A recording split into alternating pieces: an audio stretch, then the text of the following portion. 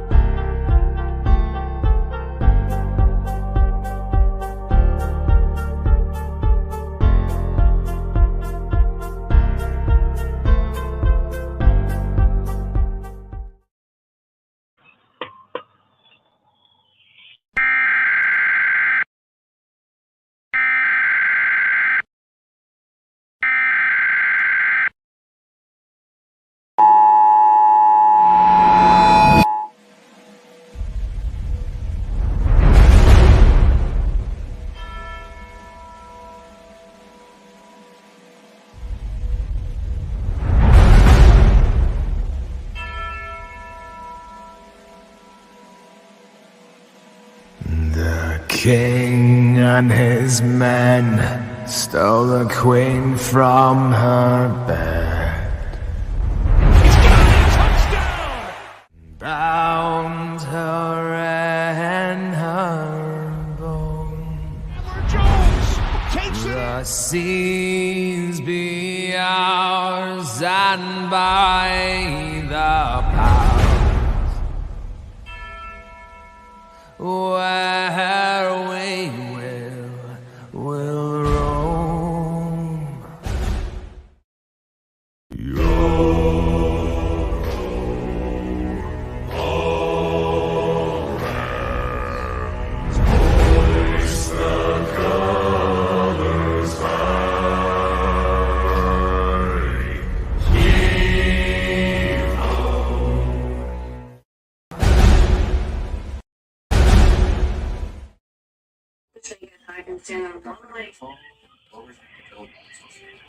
What is good, Raider Nation?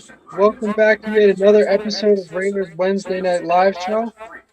I'm joined by my friends Dustin and Cortez. Say what's up, everybody. Salute Raider Nation.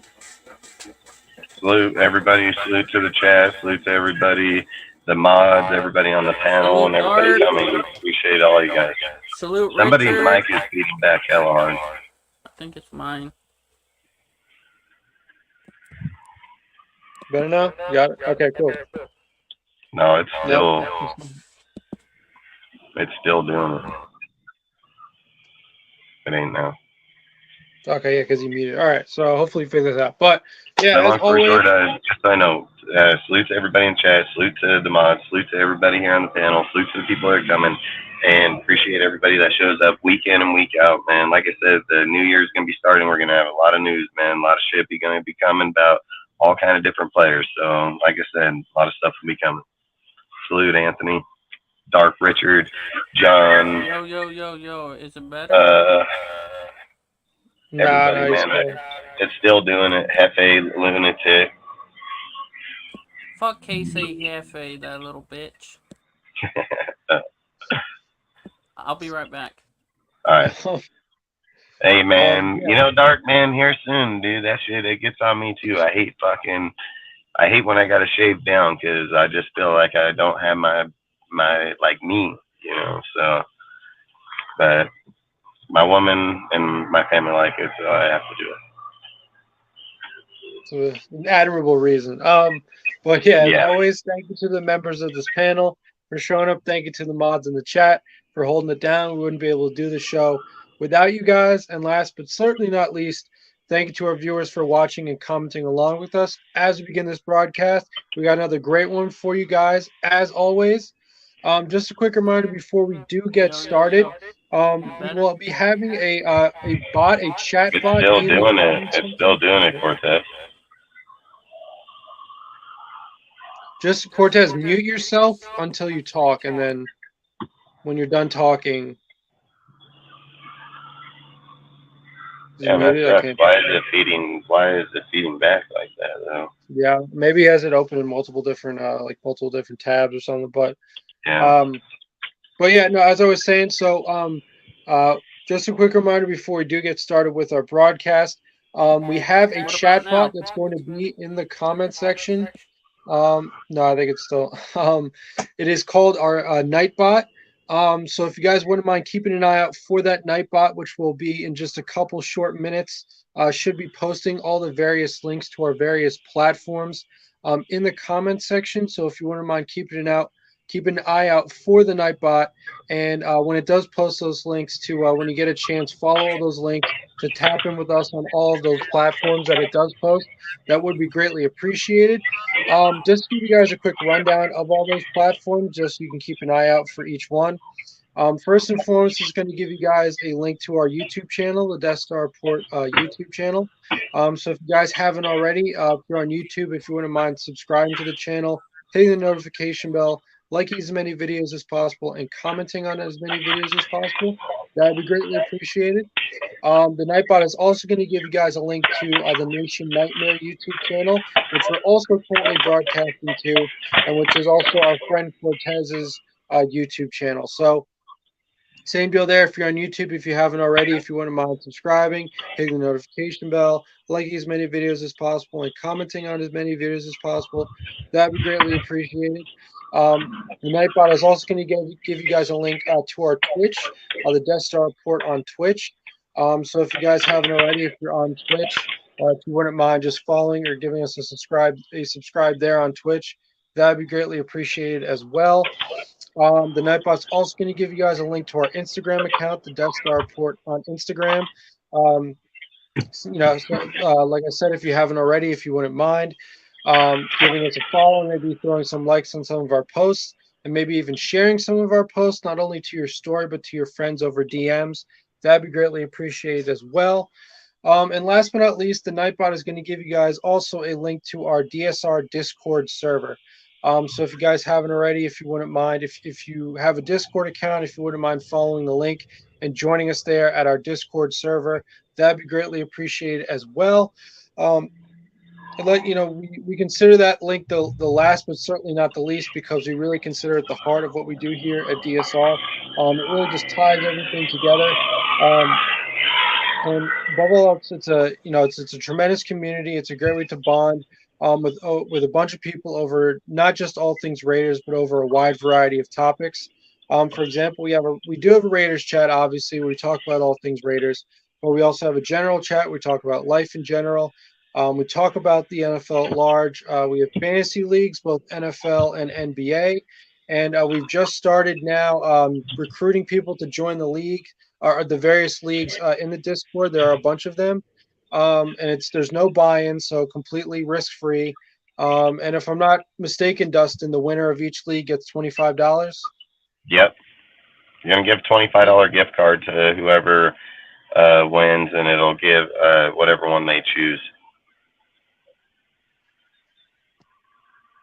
Right, exactly. So it's a zero risk thing for you. It's just a great way to have some fun with, a bunch of people in the Discord playing fantasy football. And like I said, when the NBA season does roll around again, we will have an NBA fantasy leagues as well. We also have promotional events in there, such as free giveaways. We also have free movie nights where occasionally we'll hop in the Discord and we'll watch a movie together. That's great. Coming back soon. Well. Okay. Coming back All right. soon. Peace out. Let us know when you come back. No, I'm saying the movies will be coming back soon. Oh, the movies. Okay, yeah, right. So movie nights, they will be back soon. So once again, that's a great way to bond with a whole bunch of people in the Discord. Great way to spend a weekend night. Watching a movie with a bunch of other people. So we have that going on as well. We also have a bunch of links dedicated to Raiders content creators, not only over YouTube, but over other platforms like Twitter and Instagram. Many of whom are panel members as part of this show. And we also have a whole bunch of channels dedicated to sports updates through various leagues on platforms like Twitter and Instagram, so you guys can stay fully in the loop with as many sports updates across as many leagues as possible. So, like I said, if you wouldn't mind joining us at that Discord community, we'd love to have you guys. And we do thank you in advance for becoming part of our Discord community. So like I said, guys, if you keep it out for that Nightbot to post links to the Death Star Report YouTube channel, the Nation Nightmare YouTube channel, the Death Star Report on Twitch, the Death Star Report on Instagram, and last but certainly not least, as I just said, the DSR Discord channel. So like I said, if you guys wouldn't mind keeping an eye out for the Nightbot to post all those links and to then follow those links to tap in with us on all those platforms, we do appreciate that, and we do thank you in advance. The Nightbot will. The Nightbot posts every 20 minutes roughly. It's on a 20-minute timer, so they'll see it in the chat every 20 minutes. Right, exactly. So the Nightbot will be posting all of these links multiple times throughout the duration of this broadcast, so you guys will have multiple opportunities to check out all those links. So like I said, thank you in advance for tapping in with us if you haven't already on all those platforms.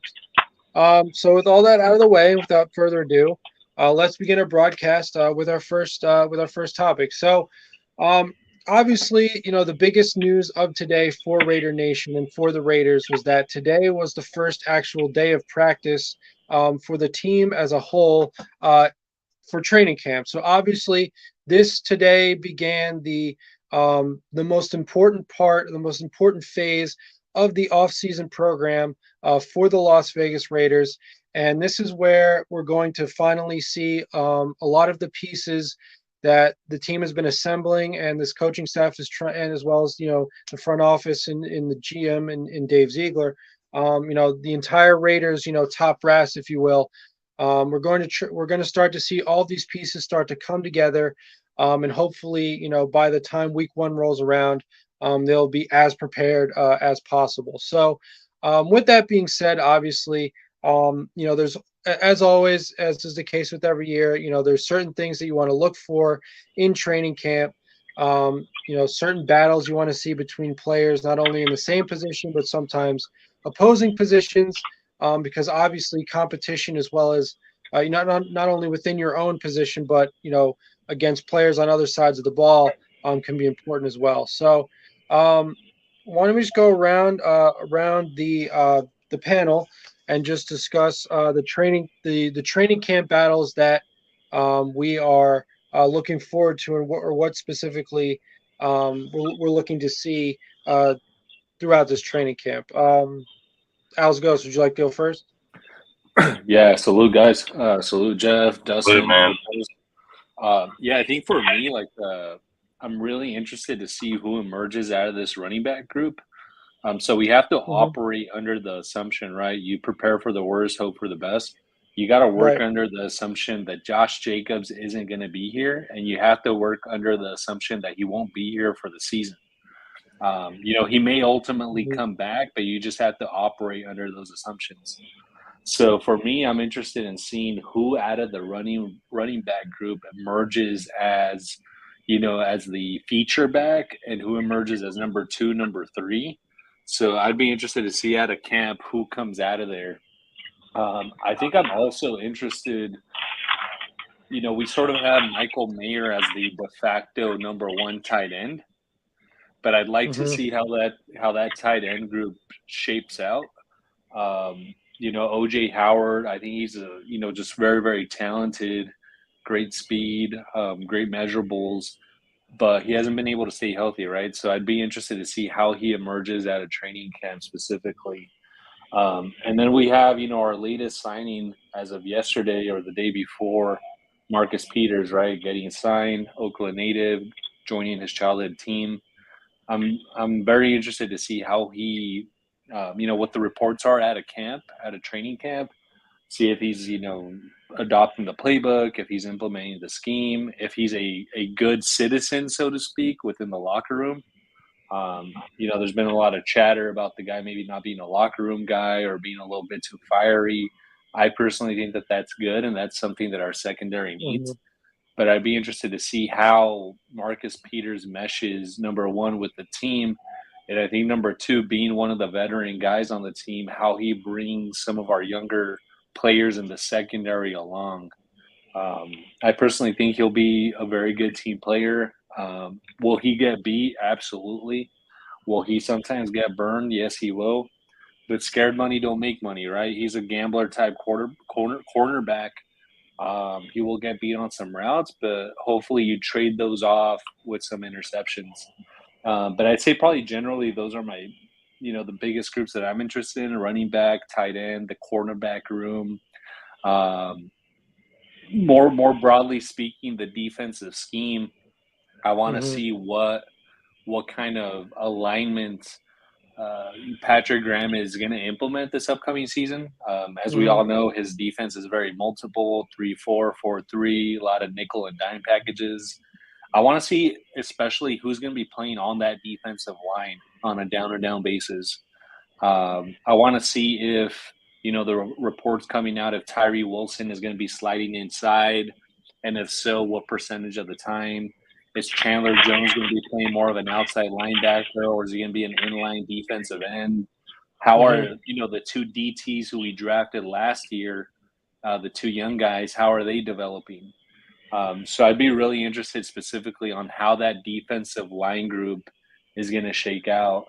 And I know it seems like I'm touching on all the groups, but last but not least, the offensive line. I think the we have a few players on the offensive line who are solidified. Obviously, Colton Miller's going to be our left tackle. Andre James, it looks like he's going to be our center. Mhm. It looks like we're going to find a place for Dylan Parham somewhere along the line, whether that's left guard or right guard. And then I think there's like two question marks, right? One of the guard positions and then right tackle.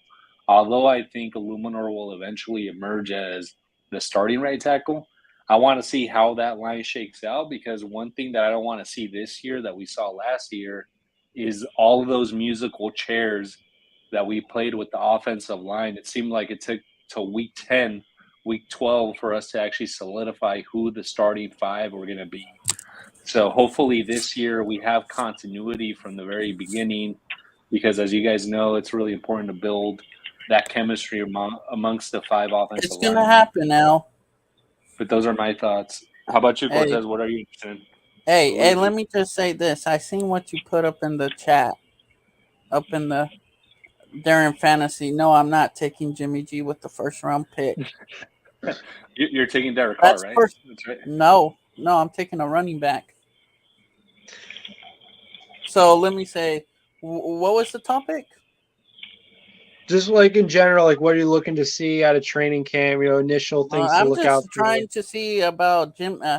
I know Jimmy G's just gonna come to work, and he's gonna get that connection with Devontae, with Jacoby Myers, and like that foot looks good. He wasn't having no problems with the foot.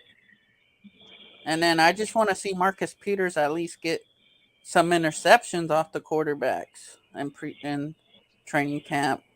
See what our linebackers could do. My boy Robert Spillane, see what he could do. And when do they put on pads? Like next week? Do we know? Because I want to see them hit. That's my favorite part of training camp. See them hit each other. Well, I mean, training camp itself is only a couple weeks, right? So yeah, like 2-3 weeks, and then they start actual like practice. So yeah, I would think that. Well, I guess like to prepare for the preseason games, they would be in full pads at least, leading up to it. I would imagine, but I don't know. Maybe we can look that up. But yeah, I mean, just in general, yeah, I mean, obviously, as you point out, Cortez, it is exciting and it's somewhat relieving, I would say, to hear what we did out of training camp, especially between the likes of Jimmy G and obviously his number one target in Davante Adams. Apparently, the two, they shared at least a moment of, of building chemistry. They were obviously able to embark upon something that's going to be a very important part of the offense this year. Which is trying to figure out each other's tendencies to develop a good relationship on the field, to say nothing of off the field as well. But that was that was good to hear as well. So that's probably what I would say. That's probably first and foremost the number one thing I would look for, as far as can Jimmy G and Davante Adams really stay on track, not only through training camp, but through the weeks of practice into week one, and obviously throughout the season. Because Pyro, Pyro Pyro coming in now.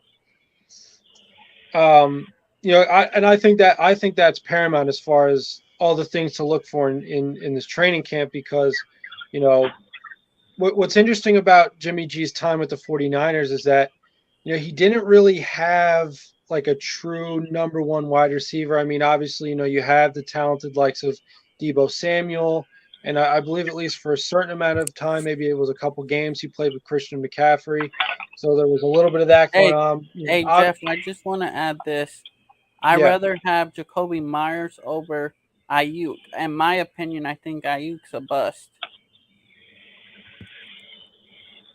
I mean, I don't think I would go that far. I mean, I would probably. No, I'd rather have our receivers. Jimmy G's gonna have a better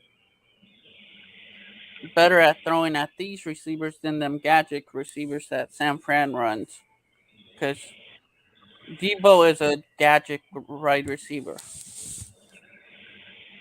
Right, exactly. So he's what a lot of people consider a wide back, right? Some like a kind of hybrid between a wide receiver and a running back. So given that during his time, with the 49ers, Jimmy G's, it seemed like he developed the best relationship as far as, with another receiver in George Kittle. And obviously as a tight end, George Kittle was running different routes than Devontae Adams will be or has been throughout his career. So it's a different kind of relationship to build, but at the same time, we all know that Devontae Adams is way too good to not, prioritize as much as possible. So, like I said, I mean, He was already dropping dots on or on Devontae today on out routes.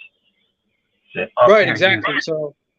So that's I really think that was Jimmy's going to be fine when it comes to the playing. I mean, I think up from here, it's just going to be competition. Just go out and play. I mean, shows up now. He has all this time preseason and going into the regular season. So hopefully it's enough time for him to get acclimated with them. right. Yeah, exactly. I mean, that sort of thing, right? Like, unfortunately, due to Jimmy G's, injury realities in the beginning of the offseason, he was unable to take any kind of any kind of snaps, to build any kind of on the field relationship with Devontae Adams. And so because of that, he's at somewhat of a disadvantage, or he's starting late with respect, compared to other, quarterbacks and developing relationships, um, or building back that chemistry that they've already established with their number one target. So, obviously there's a little bit, there's some ground to be made up. So we're looking for the learning curve, I guess, between the two of them to be a little bit steeper, just to sort of draw even or to catch up with the rest of the league. But like I said, I think that will obviously be first and foremost the biggest thing to monitor throughout throughout training camp, as well as throughout the season. But that'd personally be my biggest number one takeaway or thing to look for when it comes to training camp. The second thing, and Al's Ghost also mentioned this earlier, is that I think the run game, in relief of Josh Jacobs, if that does indeed become a reality, where he sits out the entirety of the season and he's not available, I obviously think that is going to be an important thing too, especially because despite the fact that Josh Jacobs was obviously first team All Pro running back, rushed for 1,600 yards last year. In terms of team rushing yards cumulatively, the Raiders were only in the middle of the pack as far as run game. So, the fear or the concern right now is that you take away the kind of production that a guy like Jacobs had last year, and now how do you fill that, right? Like, that's the question. How do you still sustain a decent run game, which obviously is going to be very important, particularly important when you think about the other offenses in this division, if you ask me. But just on general purposes, it's going to be a very important aspect of this team's offense. So, to your point, Al's Ghost, I would definitely say, we should definitely be looking out for what kind of combination of running backs left on this depth chart outside of Josh Jacobs are looking like they can get it done, that can sustain a good kind of a run game. I mean, obviously the first name that comes to mind is Zamir White, obviously the Raiders draft pick in last year's draft. So, but obviously the Raiders haven't listed others like Brandon Bolden, Mir Abdullah, brought back guys like that. So that would also be another big thing that I would look for, throughout training camp, because those two things, like I said, the pass game between Jimmy G and Devontae, as well as just a run game in general, which on top of that, we also know that a good run game is a big part of a successful Jimmy G oriented offense, because what player are we talking about for the battle? Or are we talking about camp battles or Josh? Well, I was just saying, like, in general, like, things to look out for. I mean, just in general, like, I mean, I guess, as far as like a battle, you're talking about the depth chart with running back. Like, I guess right now, Zamir White's at the top of the depth chart, especially with Jacobs obviously not, his status kind of in limbo for the time being. But I would just think that he would be the favorite to become the bell cow of this team should Josh Jacobs not play this year. So, like I said, the pass game and the run game, I think, to start off would be the two big things that I'd look for throughout this training camp. Sergio, salute for joining us. Was there anything you wanted to add as far as certain things like throughout training camp that you're looking to see? Any kind of particular battles between players or within certain position groups? Certain relationships you want to see build? What do you think? Yeah, salute to everyone. Salute to everyone in the chat, salute to everyone on the panel too.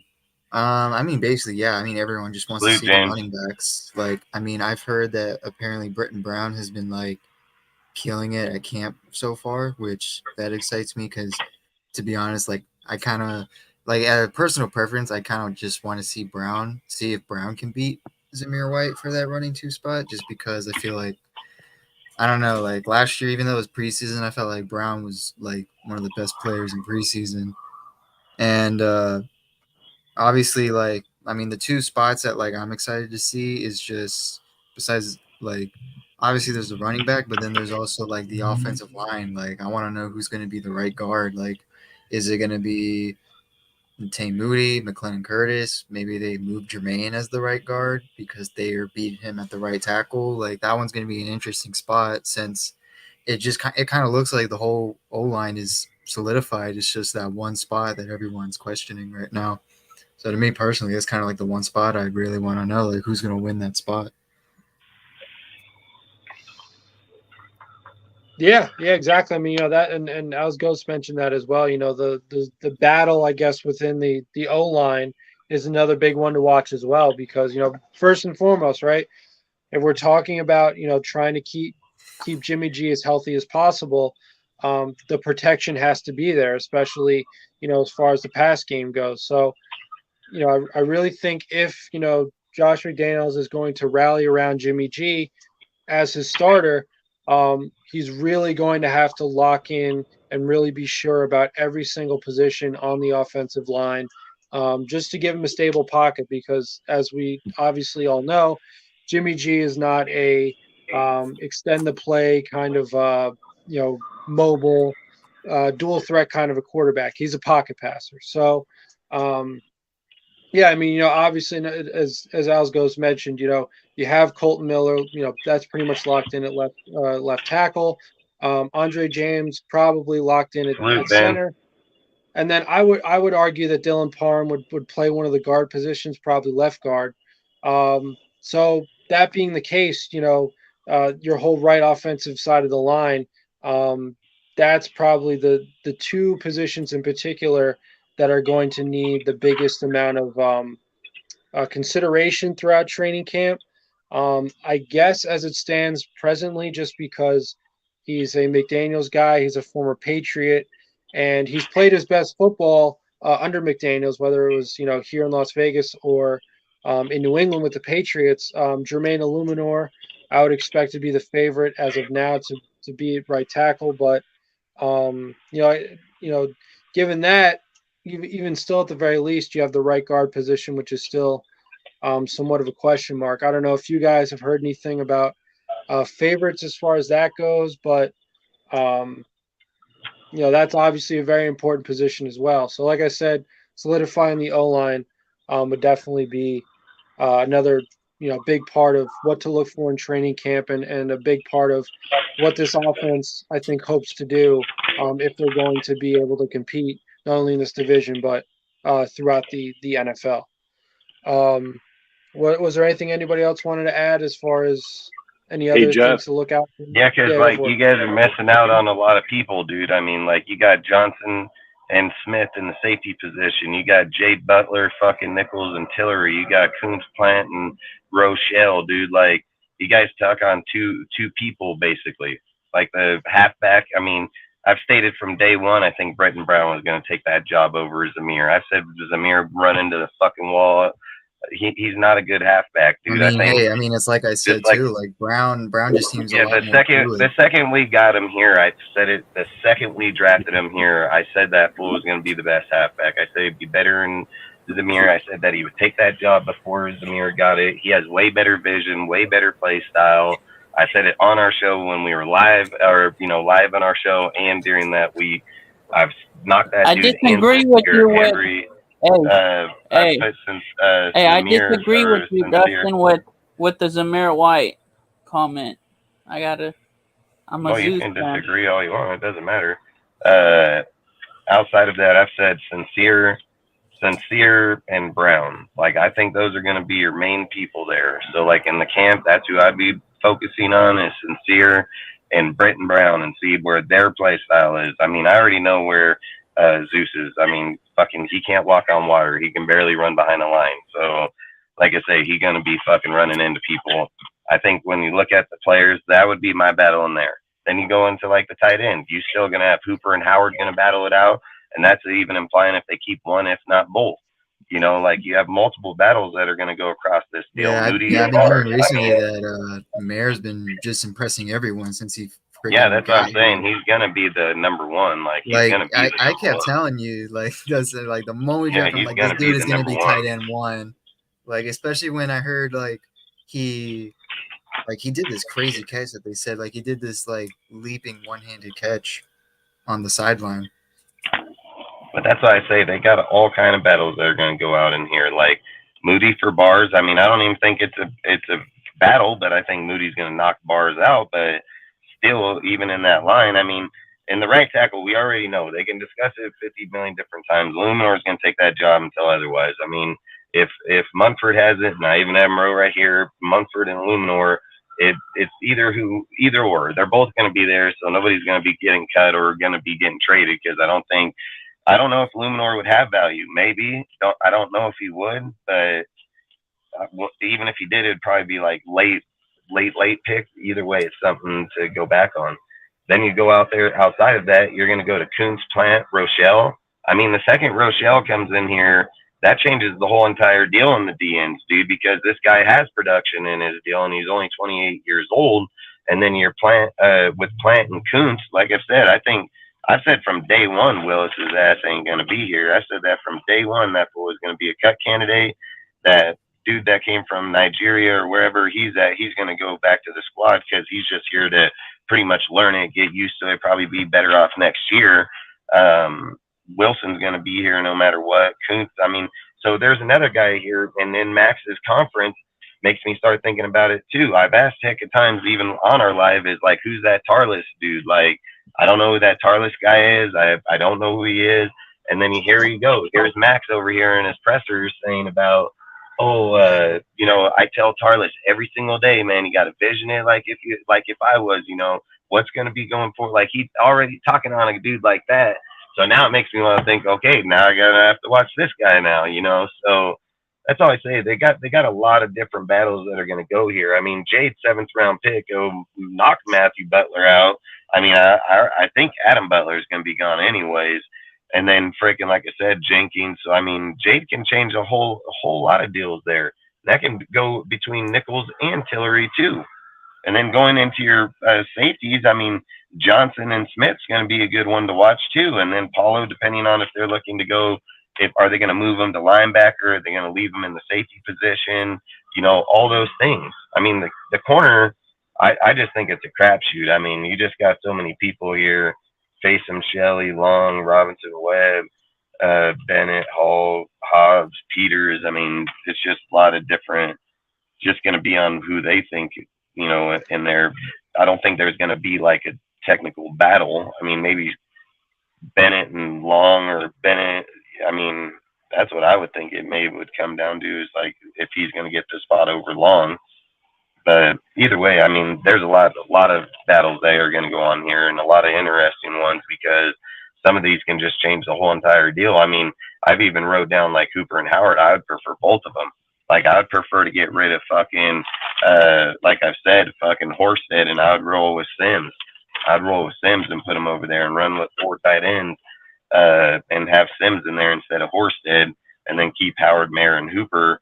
But again, like, that's what the good thing about camp is they're going to get to see a lot of different rotations, a lot of different deals. And I mean, with offensive line in camp, you guys, I mean, if you're paying attention to what they're saying in the press conferences and what Josh is saying in his press conference, he said, like, you're never going to see the line with the same two set of people side by side because they're trying to figure out shit in camp. They're not, they pretty much probably know who their people are going to be to begin with. And that's all. They know, like, what they're doing. And just like he said, like, they want to roll through different rotations to see how well they work on different types of plays. So when you're sitting here looking at these people, I mean, I think you got the base. I've already said when you look at Miller, Parham, and James, you already know, like, those three are going to be there. Bars is garbage, dude. Like, Moody's the only one makes sense to move over there, so I'd put them in there. And then Illuminor and Munford, I mean, fuck, they're going to be there. They're there any way you look at it. It's just the protection on Wagner. Curtis, is he going to back up Moody? Like, that kind of shit, because maybe the battle comes down to Meredith and Curtis. Like, you ever think about that? Meredith graded out pretty well. He had a good year. Haron just got off the physical, past his physical. So, I mean, we traded draft pick for that fool. So, I mean, you got Haron, you got Meredith, you got Curtis, you got Wagner. I mean, you got a lot of people in there. So, like I said, there's going to be a lot of battles. Yo, Dustin, who do you think emerges on the defensive line? What's our starting rotation? What, in the D tackle? Yeah, the D tackle. Actually, I mean, Jade, dude, I think Jade's gonna start shocking a lot of people. I mean, Neil Farrell's gonna be there for sure. Jade is kind of like, me and Dustin discussed this a lot. Jade is kind of looking like the next, like, Max Crosby, like, late round defensive lineman that just shows out of nowhere. What's the news on Young? Like, on his injury? Didn't Young have an injury? Yeah, he's on the actual PBU list. Young and Farrell both have injuries. Oh, so they're both on the PUP list? Yeah, but I think Farrell's on the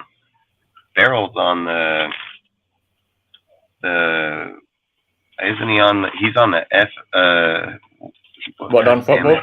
Non-football injury list? Yeah, the NFI list. Yeah, non-football injury. Okay.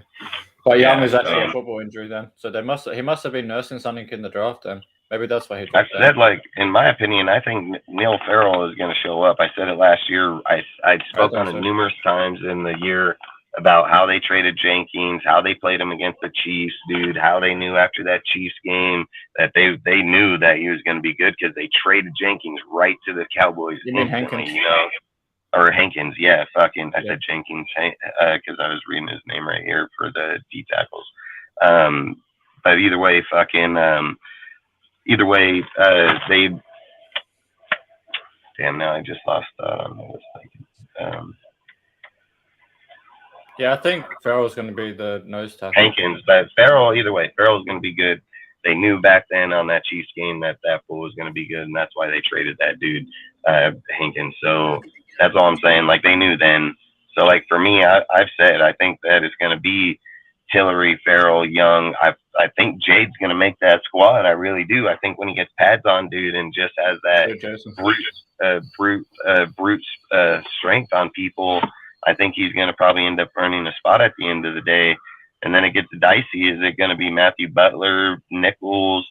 That's where the question is going to come down to. Do they cut Tillery, keep Nichols, Butler? I mean, I don't know. Like I said, it's real washy when it gets to those guys. Yeah, it is.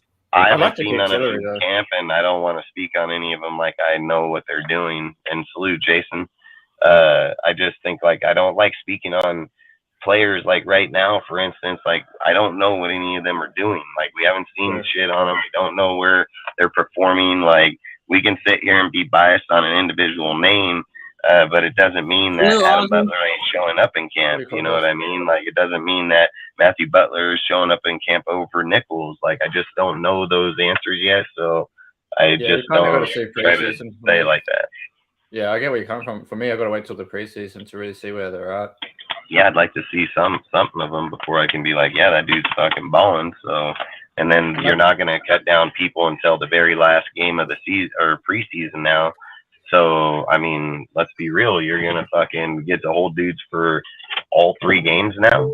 So yeah, I think so. Yeah, I think that's what I said. No, you get to, for sure, 100%. You don't have to make the 53-man cut down until the end of the preseason. Yeah, because that's why they put the bye. I think the bye week, because there used to be 4 games. So now after the 3rd game during the bye week between the start of the season and there is 4 games. It's just only one team or Yeah, I think it's only one Yeah, team and plays it's for only 14 two because it's teams the Hall back of then. Fame game. Yeah. Yeah, yeah, two. Yeah, because they play each other. Yeah, you're right. Yeah, Two. yeah, 2 teams. But yeah, it's the 'cause Hall a of Fame game. We yeah, did it exactly. last year. We Yeah. did it last year. Yeah, but I just meant there's only like Who 3 has the Hall of official Fame this preseason year? weeks. Who's playing in that one? Isn't I'm it pretty the sure one one of of Boston them Hard is the Knocks? Jets. I've Jets, seen yeah, it, the but I Jets. can't think about it right off the top of my head. I can't remember who they're playing, those Jets and someone. Because I'm pretty sure what they're doing is they're going to put the bottom team out there in the Hall of Fame game every year. Like last year. Yeah, it's the It was, Jets versus the Browns. Yeah, Jets and Browns. Isn't that So they're coming Yeah, like but in a see, week or everybody's so? thinking like, oh, they're going to see Rodgers out. They ain't going to see Rodgers No, in fuck that no. game. Yeah, Rodgers Rodgers. ain't No, gonna they're going play. to see Zach Wilson. They're going to out see there. Zach Wilson's ass in that game, Yeah. fucking straight up. Bro, Like imagine Zach being the Wilson out there, second fucking. overall pick, and then like in 1 to 2 Losing years, your you're just job to immediately Rodgers, replaced or by just Rodgers. losing your Yeah, job that's overall. that just That proves it sucks. doesn't matter where you're drafted, you can still suck. Even like with better Hey, Dustin, your knowledge in A's college football. suck. That what? But the A's are getting beat by 3 points right now, 3-0 in San Fuck, they were Fran. chanting, sell the team. I know, and the San Francisco Giants at freaking Oracle Park. Maybe you should just send to Mark Davis. I heard against the basketball team. I mean the girls. What did he say? Sell the baseball team to Mark Davis? Yeah, I was too. That'd be the worst idea. That'd be the worst. They would be the most brokest, but they would be even broker under him than they are now. Hey, bro, his WNBA team ain't broke. They fucking won a chip for Mark. Yeah, I don't give a fuck, dude. The baseball teams are off of the net wealth of the owner, bro. Like, there's no cap in baseball. So you can, if a motherfucker got fucking $100 billion, he gonna buy whoever the fuck he wants. Bro, Cortez, I didn't know you watched the WNBA. Oh yeah, I'm a golden. I'm a Las Vegas A's fan. He's a subscriber, dude. Yeah. I'll be at one of their games. He's gonna be in the calendar for the year and everything. Shut up, Dustin. That's you. Fucking Court. Pablo Escobar style. Shut up, Al. If it gets too loud, let me know. I'll roll my windows up. It's just getting hot. Oh shit, Dustin, you gotta roll that shit up. It's hurting my ears. Roll that shit up now. I know you're gonna be bitch say that shit, dude. Fuck, Hey, man, Dustin. that shit's hurting my ears. Hey Dustin, I got do my you have the headphones in. That shit's hurting my ears. Hey Dustin, do you have the windows rolled down for a visitor or what? Fuck no. Hey, remember that Get one broke lady out, that dude. tried to give him a visit? Dude, you should have seen yesterday, dude. After I show up to the dispensary, dude, fucking come walking out. Fucking guy tells me, he's like, hey, can you help me? And I was like, dude, I don't have any cash because I don't. I just carry my cards. I don't use cash. He said, oh, I don't need that. And I'm like, yeah, all right. I ain't even fucking talking to this guy. So I just started walking off, go to my car. He gets up, starts walking. And I'm thinking, all right, dude, I literally just told you that I wasn't going to fucking, I would have helped him if he needed, but at this point now he's just following me. So I opened up my door, get out, and I was just standing right there. And he was like, yeah, I just got my ass whooped over here at the ATM machine because some lady left her card there and somehow it spit out fucking 10 or 20 bucks. And he's like, I tried to walk it out, but then some lady got mean, so I went back in and put it down. Some dude came in and whooped his ass. I'm like, yeah, that's tough for you, man. And he's like, you got any bud or anything? I'm like, nope, just get cartridges. He's like, can I hit it? Fuck no, you can't fucking hit it, dude. Like, I don't even know what the fuck you got, bro. Like, I'm sorry. Like, I ain't happening. Plot twist. That was Cortez. Oh, man, I'm not even gonna lie. You run into the weirdest shit around here sometimes, man. Like, just the weirdest shit. I ain't gonna lie. I mean, the guy, he was bleeding right here on his head, that big old swelled up jaw. He's all, I would have whooped his ass. I would have fought back and whooped his ass. But we would have both ended up in the hospital. Yeah, I bet you would have. So to be clear, Dustin, this guy got beat up because he got money from an ATM machine that wasn't. What happened? The lady left her card in the machine, and when she walked off, and that bank, they can give you like $10, $20. You know what I mean? And he put in like 10 or 20 bucks, I guess. and it fucking came out. And then he was walking out, and some lady caught him. So he tried to go back. He claimed that he went back in and tried to put the money like back by the ATM with the card. But the boyfriend came in and seen that he took the money off and beat his ass right there in the teller room. So, hey, that's what you get, man. You're in the fucking fresh shit. You know what I mean? Like, that's all I say. Like, hey, I'm not gonna be fighting no motherfucker over no stupid shit like that. So I ain't even got to worry about that. But was he like a smaller dude? Was he like a smaller dude or? Oh, he was a little skinny motherfucker, dude. Like, hell skinny. Like, he knew what he was doing. He knew he took that fucking money. I mean, he straight up tried to tell me, like, oh, it's spit it out. They didn't spit it out, motherfucker. You straight put the number in, because when she didn't take her card out, it asks you right on the screen, do you want another transaction? You said yes, went to the deal, fucking asked for the money. You know what I mean? Like, that's why I just think, like, when you do that, you're entitled to get your ass beat. Like, I would fuck him up too. So, and the funny part is that dude got trapped in the room. So, like, hey, you ain't going nowhere. So tough shit on that one, you know. So that's all I'm saying is like, I don't know why people do dumb shit like that. They'll sit out like at the bank. They'll literally just sit right at the curb, right at the deal. Every time I get money out of there, I fucking feel like a dick, because I'll go and help people. But you got to think about it. Like, they're not giving you $1 bills at the ATM fucking machine, and those motherfuckers know that shit. You know what I mean? Like, then they got like a whole entire hut. Like, they got this whole street hut. Watch, next time I buy it, I'll show it, dude. Like, it's got this whole little street hut, and there's like 2-3 of them just standing there with fucking signs. I'm like fucking driving by. I'm like trying to do this. So I fucking like, yeah, like, you know what I mean? Like, I hate being a dick like that, but it's just fucking, it's crazy. I can't even believe they can even do that. Not like I'm gonna get that fool like, here's $20. Like, sorry man, you want $20? Come to my house and pick some fucking weeds. I'll give you $20, no problem. You know, like, come feed my horse, clean up some shit, dude. Like, oh, I have no problem paying a guy for working. Motherfucker think I'm gonna go to my bank account and go out and just throw this full fucking bills? Like, hell fucking no. Seems like the guy pulled the Trent Brown, just stole money, dude.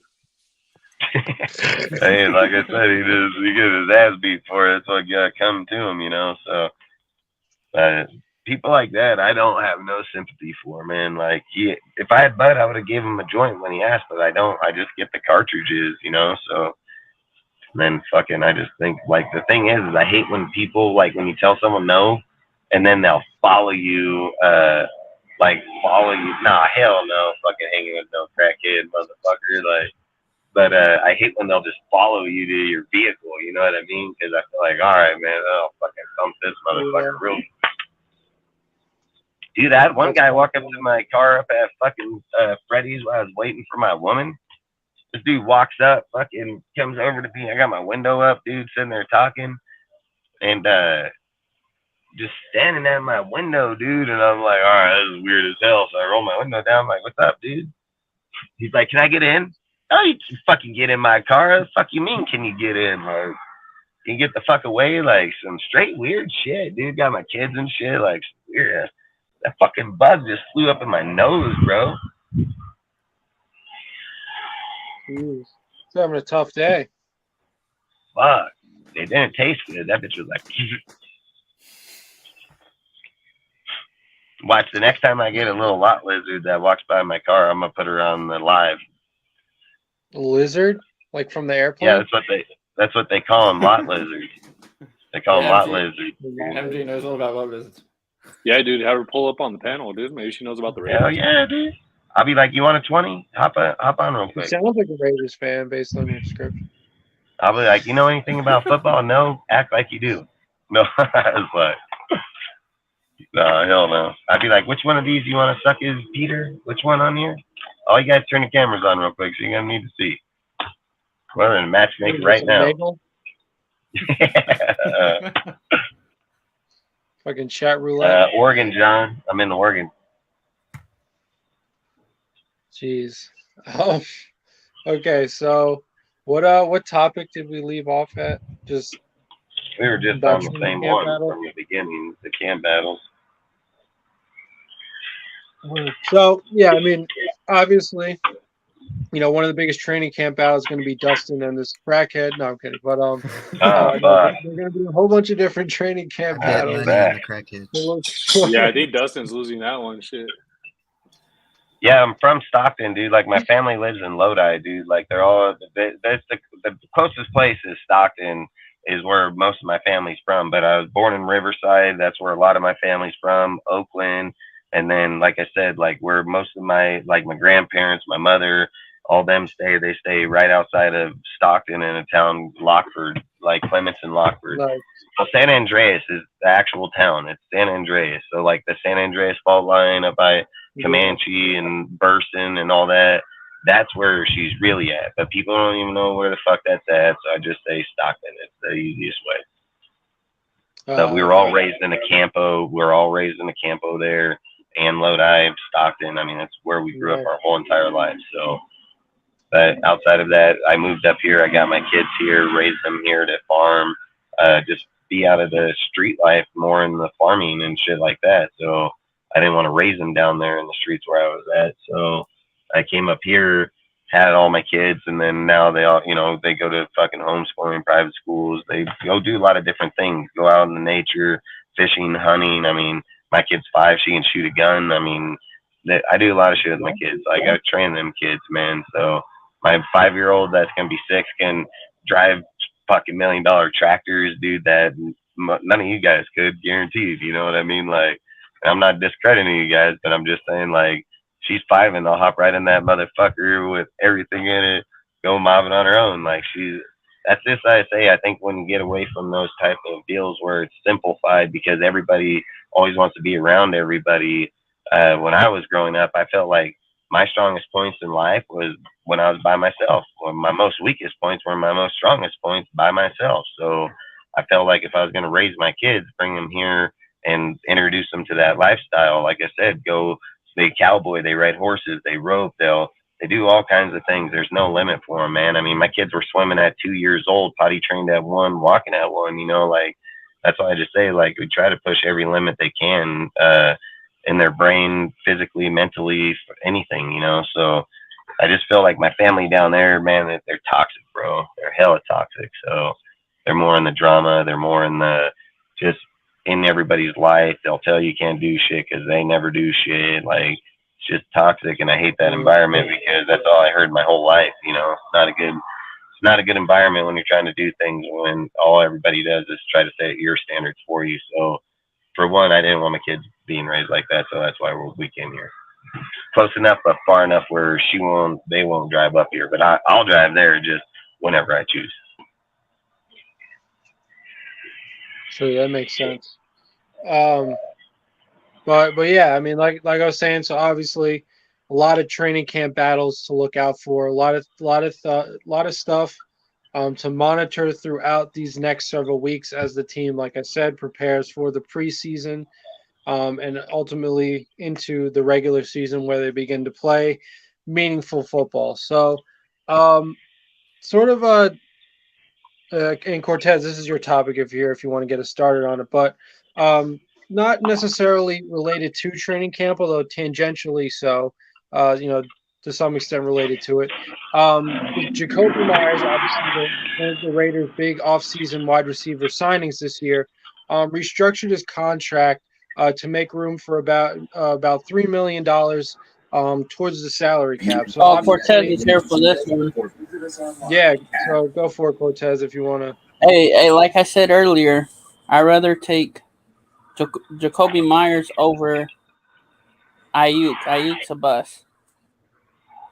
That's just my opinion, and it's good for him. He's not a bust. He is not a bust as a receiver. He puts up the yards, but I mean, either way, it doesn't matter. Either way, it doesn't matter. What has he shown, though, as a first rounder? He hasn't shown nothing.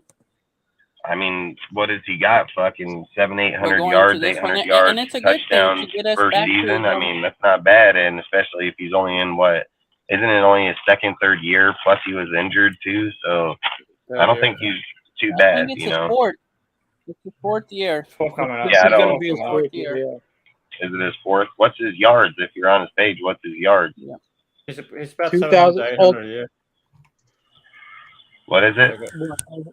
Throughout his career? Yeah, just what's his career stats? Like, what's his 3 years? I take it because it's going to be 4 this year. 2,589 total receiving yards, 194 receptions, a long of 54 yards, and 18 touchdowns.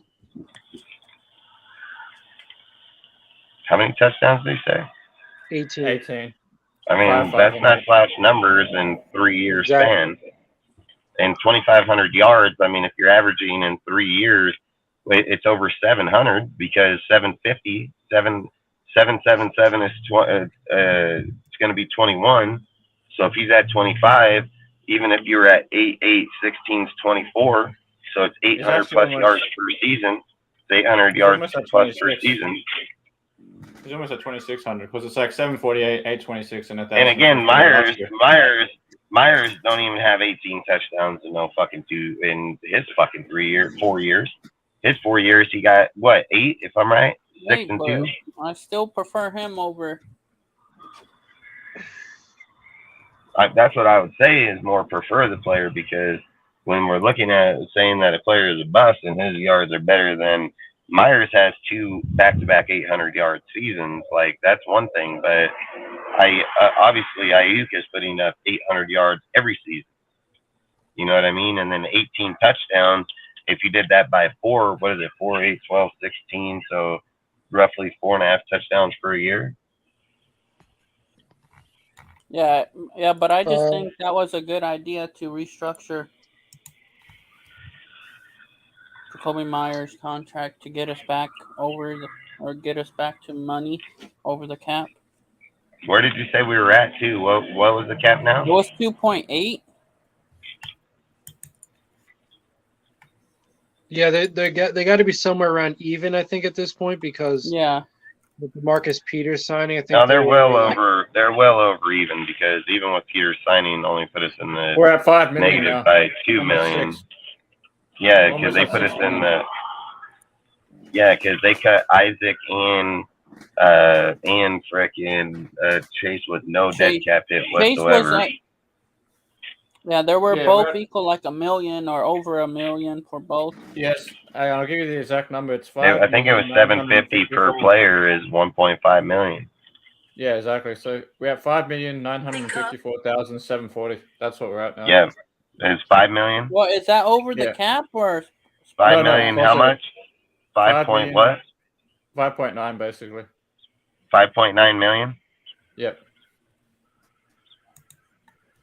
Oh yeah, so we're at 5. Almost 6 mil.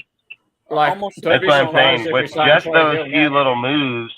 those few little moves, man, and the signing, we got money.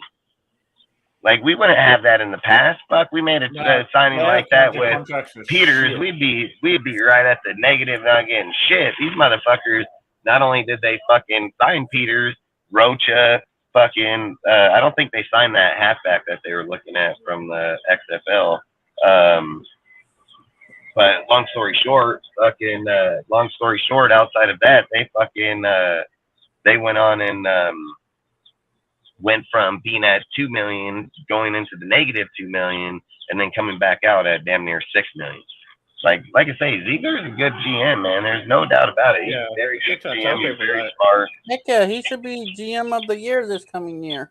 It's gonna be everything works out. Yeah, if everything works out, because like I said, he ain't no Mayo. He came from being a pro scout, and a personnel executive, an assistant GM to now being the GM. Not like Mayo, who just stepped out of the booth and decided to fucking GM one day. Yep. Like, yeah, Ziegler's completely different. He's been around the league. Like, he's been a pro scout. He's been a personnel executive. He's been an assistant GM with Bill Belichick. Good, NorCal. And you think about it, he's almost $6 million. He's almost $6 million. Picked up Peters. Cut a corner. Cut a frickin'. And let's not forget, he picked up Petco. He picked quarterback. Up Rocha. Picked up DN, and then still in the profit margin. He's still in the profit margin. Yeah, Cortez has a point. He picked up. We re-signed that DT Kyle Pecco too. Yeah, Kyle Pecco. Oh yeah, Pecco too. So shit. Yeah, you're right. And we're still 6 million almost positive. So yep, over.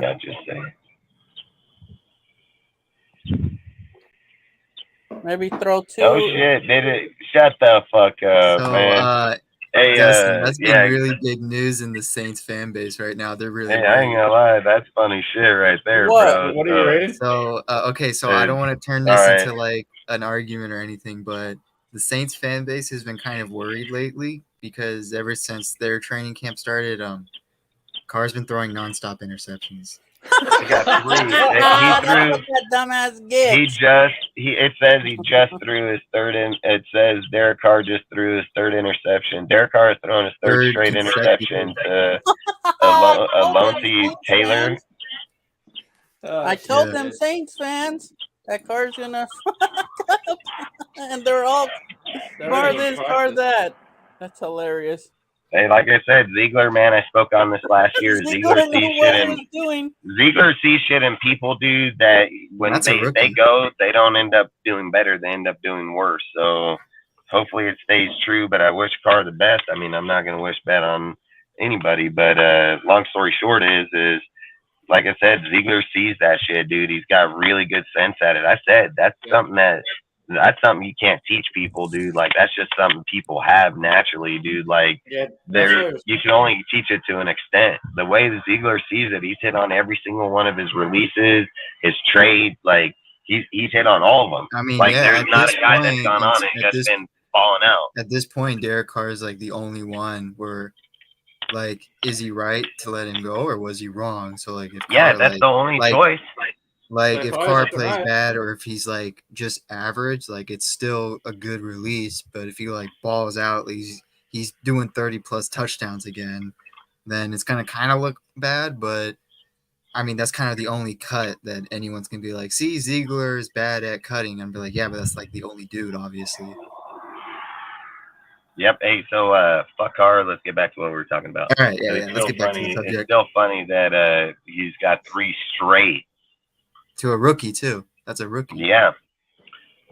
But fuck, he might be getting $97 million contract, too, at the end of camp. Yeah. He got 3 picks. I was just saying about Trayvon Diggs' contract because, I think it's crazy they even gave him that contract. Yeah, bro, he doesn't deserve that damn contract. He's there at the right time for the INTs. He's just risky, man, and he gives up a lot of yards. Dude, he gave up over 1,000 yards. I'd rather have a Sauce Gardner than a Trayvon Diggs. Damn right, all day long. Heck yeah, all day. But we'll wait for Jeff to unfreeze, and then we'll go on to a different topic. All right, pick a different topic, Jeff. Okay. All right. So we already talked about that, Jakobi Meyers. I'm going to delete that shit.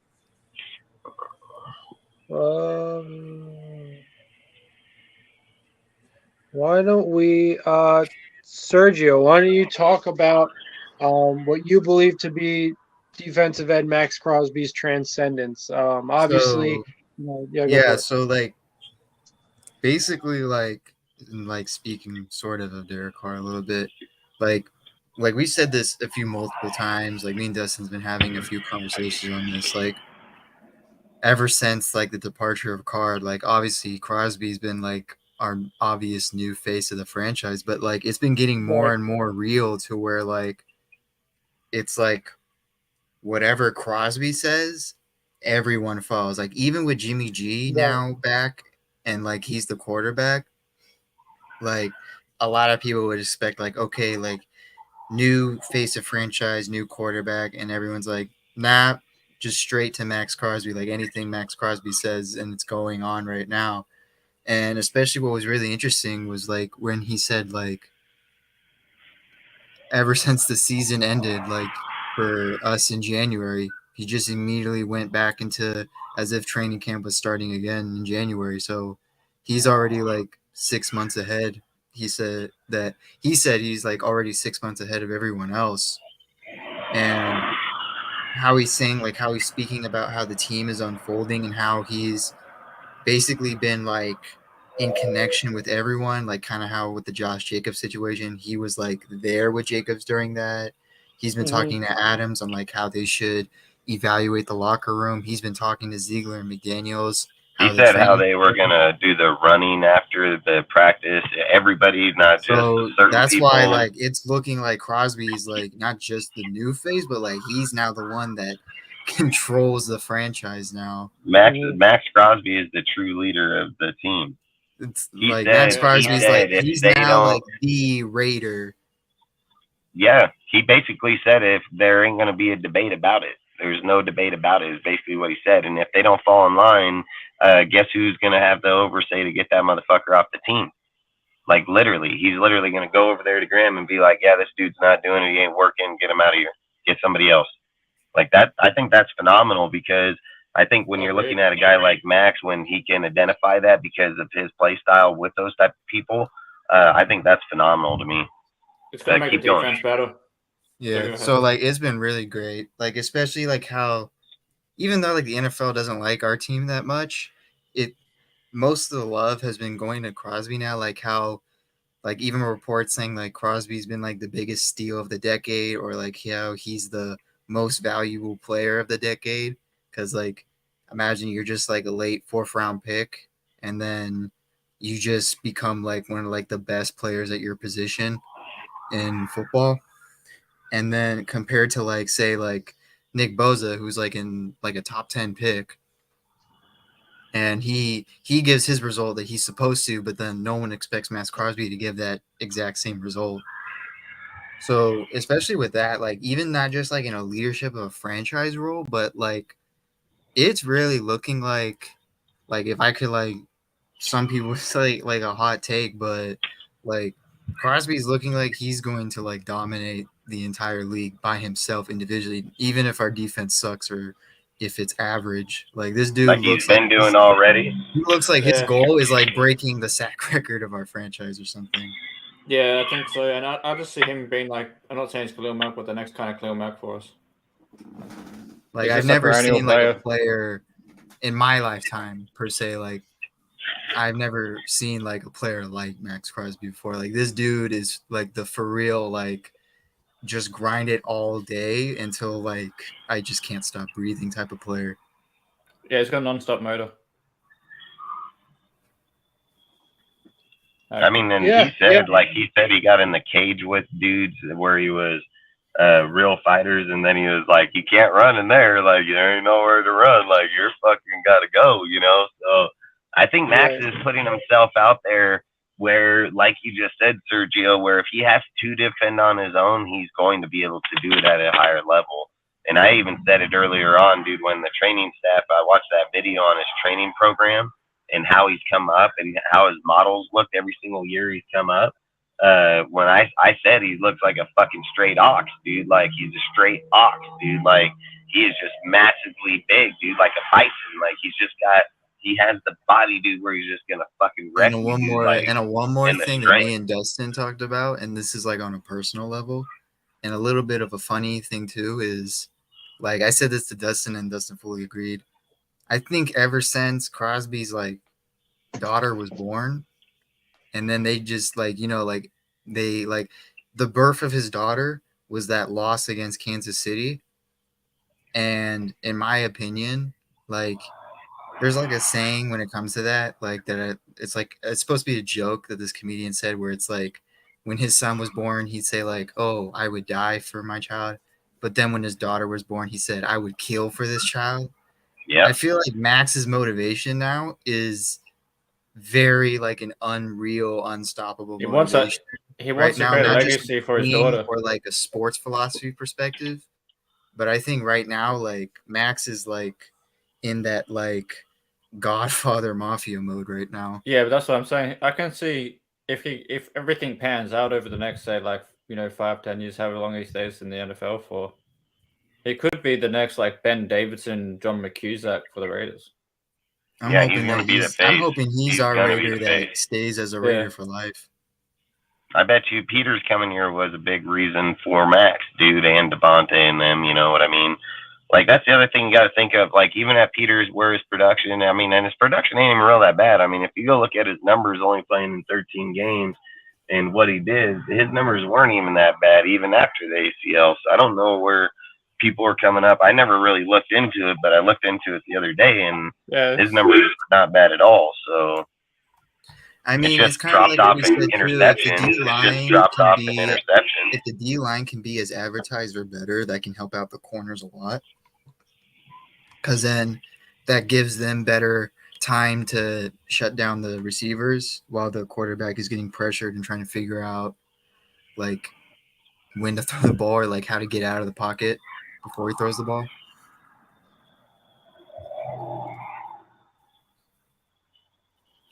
Yeah, I mean, he even had two. What is it? I mean, I think he had. Yeah, he still had one INT last year, and still had like 6 pass deflections. Marcus Peters, which ain't bad in 13 games. So, especially at the age of 30, I think 29, 30. Well, yeah, I mean, obviously, like we've talked at great length about the Marcus Peters situation. Like I said, I mean, I think his best use to this team is as a veteran presence, almost like a coach on the field to a lot of these younger guys. I don't know how high up in the depth chart he's going to make it. Obviously, injury is somewhat of a concern. He was able to play pretty much a full season last year, so it's not. He played 12 games. 13. Yeah, 13? I think played 13. Yeah, so 13. I mean, fuck, even better. Hey, salute, Pete. Salute, Pete. But he's obviously, this is not, 2015 Defensive Rookie of the Year, Marcus Peters. So, like I said, to me, this is a guy who's, been around the block. There is, as some of you guys have mentioned already, there is the extra, in theory, motivation for him, as a growing up, as an Oakland kid, growing up as a Raiders fan. Maybe that will be extra motivation for him to really, try to find maybe that second gear, try to get as close to his peak form as possible. Hell, he's already out there jumping routes today. Yeah, right. So and obviously, and also, as far as the car thing goes as well, I wanted to mention that like you can't draw too many conclusions from training camp, especially this early. It's nice to see good early indications, but just a couple of years ago, Jamar Chase, was having a horrible offseason. Everyone thought the guy was a bust, this, that, and the other thing, and now look at him. So to me, you can't ever like really tell just from training camp, but yeah, it is good to see that Marcus Peters, obviously getting active, playing his part immediately. And as we've also said before, it's only a $5 million deal, so, and it's only 1 year at that. So, this isn't a lot of risk for the Raiders. This is just, and especially now that Jakobi Meyers was able to free up some cap space by restructuring his deal, the deal becomes even, more feasible and less to worry about, really. So this is just sort of, you could argue, either a 1 year prove-it deal or, maybe just, like I said, like a 1 year sort of opportunity for him to sort of be like a coach on the field for other guys. And then maybe they go their separate ways come next offseason. But obviously that's something we're going to have to see. But, sky's the limit, right? Because like I said, low risk, which, could mean high reward. So, we'll have to see. We'll have to see how it plays out. But I would also like to say, and this, I don't know if, I'm sure you guys won't view it as a hot take, but, as far as the Max Crosby situation goes, obviously, given that this is a player who, outside of Devontae Adams, is the alpha male in this locker room, is the guy that everyone looks to as a leader, and obviously can back it up with his play on the field. Given that he's been able to take steps forward every single year and get better and better, it seems like, I really think this is the year where, at least for most of the season, if not throughout the season, he should be able to maintain a Defensive Player of the Year candidacy. I don't know if he's going to win it, but, given that guys like Nick Bosa, obviously the reigning Defensive Player of the Year, and Chris Jones, obviously, who showed up big time for the Chiefs in their Super Bowl run just this past year. Given that those two guys are currently holding out and they're not happy with their current contract situations, if they decide to hold out for any amount of time, this could prove to be a big window for a guy like Max Crosby to really seize on an opportunity and really to attain a cornerstone part of a defensive player's career, which is obviously a DePoy award. I mean, the guy's already been a Pro Bowler. He's already been All-Pro. There's outside of obviously leading a team to championship-like success, winning an award like this would obviously be one of the only things that the guy's missing. So, as far as like I said, I mean, taking the next step, I think that next step for Max Crosby, and I definitely think he can do it, is being really in the thick of the defensive player of the year conversation throughout the year. He was definitely in the conversation to begin the year, and then obviously, the likes of Micah Parsons, and then obviously Nick Bosa, those guys really started to take over in their roles. But like I said, if in fact Nick Bosa is not satisfied with the way his contract is as it stands, as well as Chris Jones, those are two guys right there he would think would be in the running. Forgot both of them are holding out right now. Right, exactly. So that to me, I don't know if that would be something you'd look for in training case. Like I said, you can't. You want to look for early indications. Is Bosa in his 5th year? Yeah. I mean, he's in the same. He's in the same problem as Jacobs right now. And there ain't Chris nothing Jones, they can do. He's already gonna under just show up contract, but he wants to be the highest paid defensive lineman, which he's going to have to get paid like $33+ million per year. But I doubt the Chiefs have that type of money unless they want to do wizard magic. And is Joey on the tag? Is Joey on the tag or the 5th-year option? Who? Chris Jones? No, Joey. I'm looking. Nick Joey Bosa. My bad. Oh, Nick Bosa. No, Nick. Here, let me check. He becomes a UFA next year. So he's on the 5th-year option. I guess. But I mean, whatever it is, obviously he doesn't have the 5th-year option right because he's on his 5th-year option. He's getting paid. Unless they decline it, he's 100. He's most definitely. He's getting paid near $17.8 million.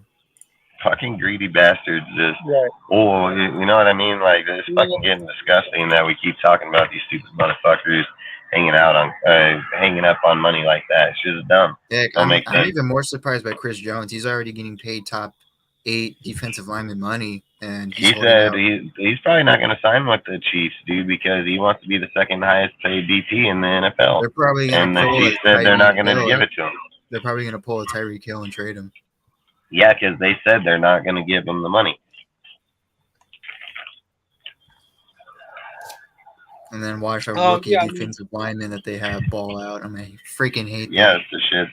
You and me both.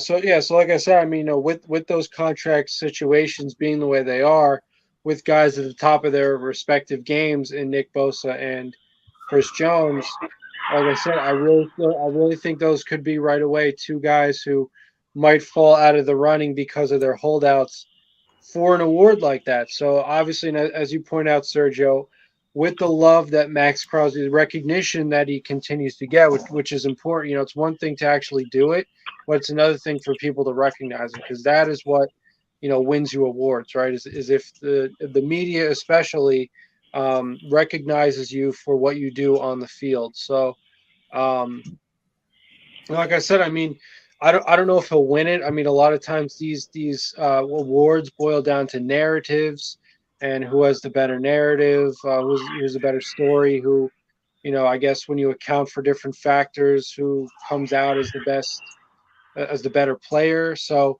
maybe he'll finish, 1st or 2nd. But like I said, I mean,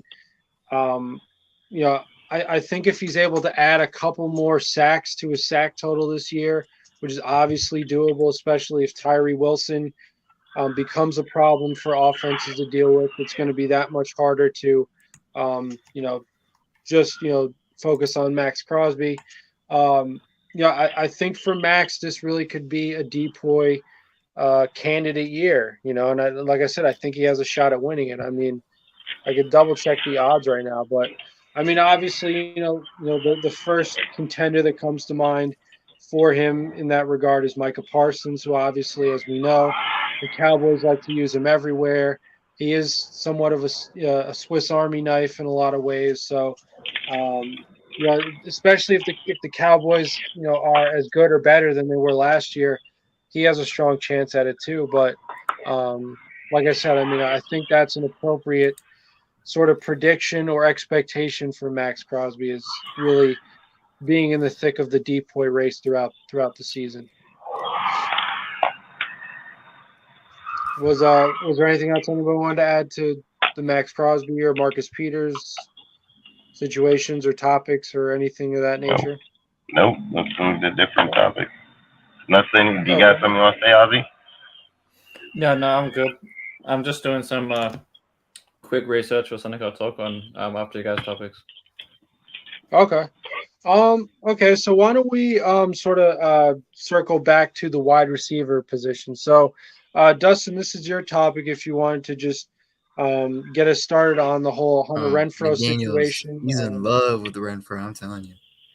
Yeah, I mean, like I said, Josh is, with everybody always keep talking about that they're going to trade him, this, that, the other, like I always say, anything's a possibility, but the way Josh talks about it and how he wants to get it, bring him back, be able to have a year with him, healthy, he doesn't imply anything about it. He actually thinks that Hunter's probably going to have a pretty big year, and when you're implying like Myers 800 yards, Adams probably 1,000 plus over, there's a possibility Renfrow can be 600 to 800 yards too.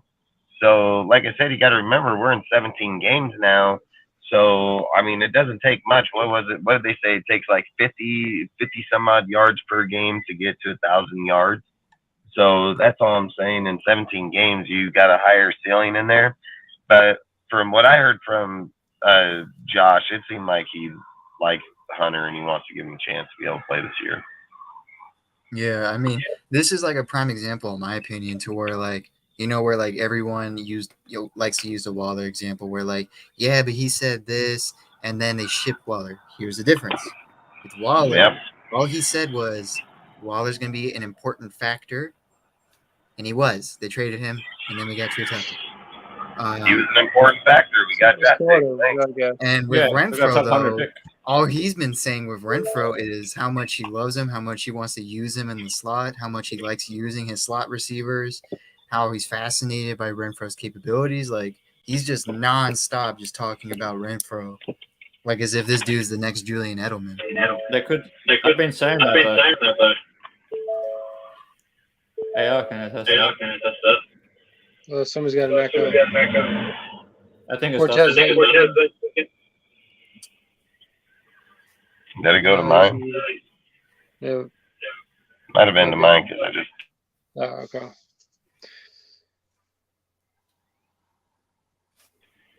Is it mine? I think we're good now. Should be good now. I think it's when you open your door or that. It's when I turn the truck on and it's switching between the phone and the truck at the time. Okay, got plugged in. All right. What were you saying? Was Ozzy? Were you?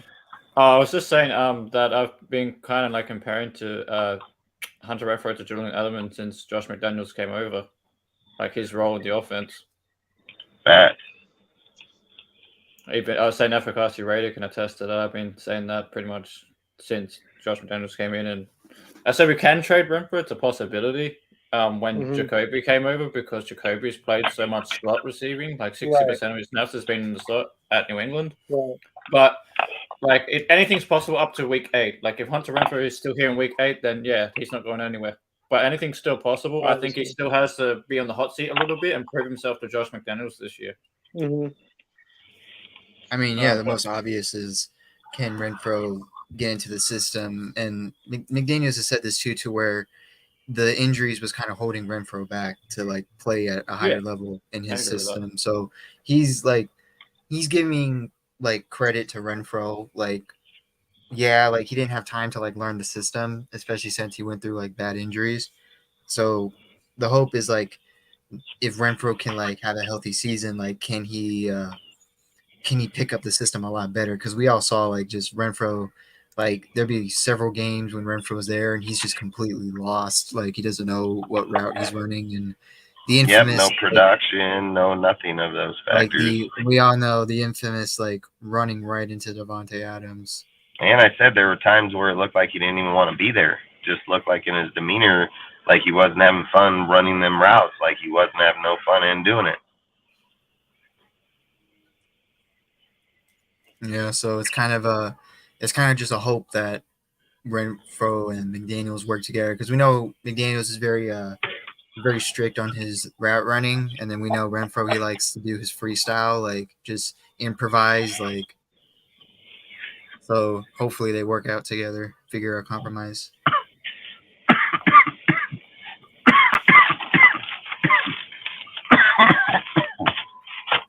Yeah, I mean, like I said, I think Renfro, just like Ozzy's saying, I've been saying the same thing. I think he's going to fit inside Josh's system just damn fine.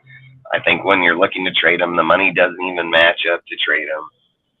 So you're only getting like $6.9 million back. I mean, it put it at $12 million, but I just don't think, unless I'm missing something, and it's the same thing I've been saying the whole entire time is who's replacing him? Like, who's replacing Renfro? I mean, Tucker hasn't even played a game in the NFL. Dorsett, I mean, he's older, but he's more streaker. There's not a guy on the team that's going to replace him unless DJ Turner just took some massive fucking leap in the offseason. He'd be the only guy that would seem more logic to do it, but probably not going to happen.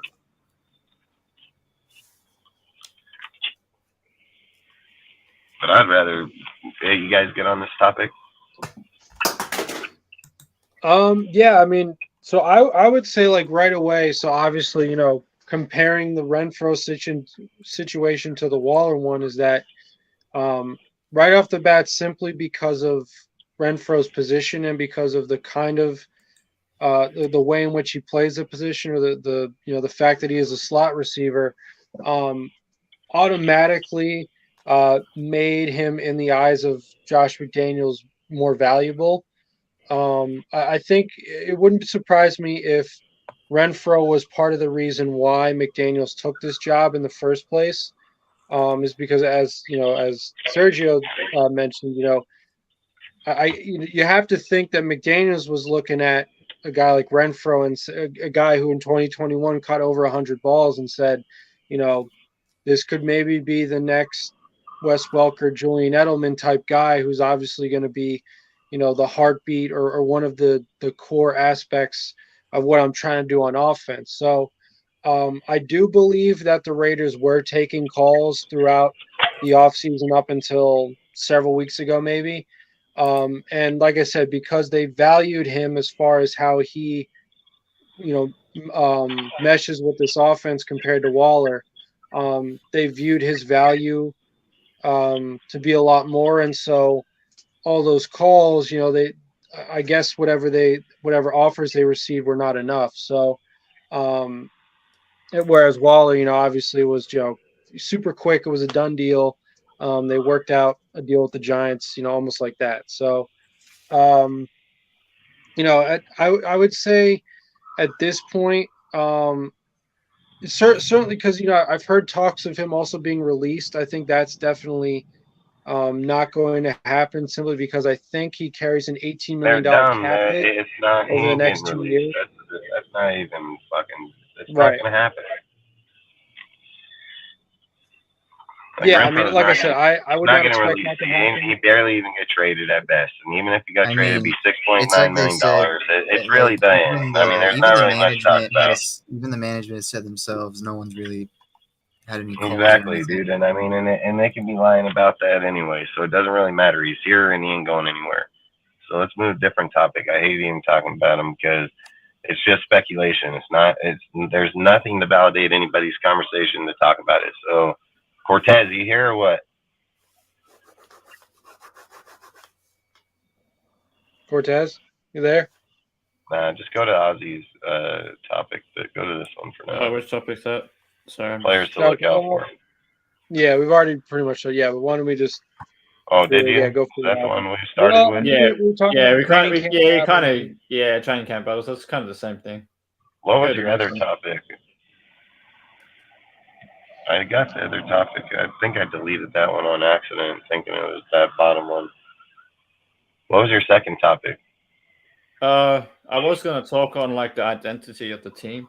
Like, all right, bring it. All right, talk on it. I was kind of doing a little bit of research now, but that's right. I think I got enough to really kind of talk the point a little bit.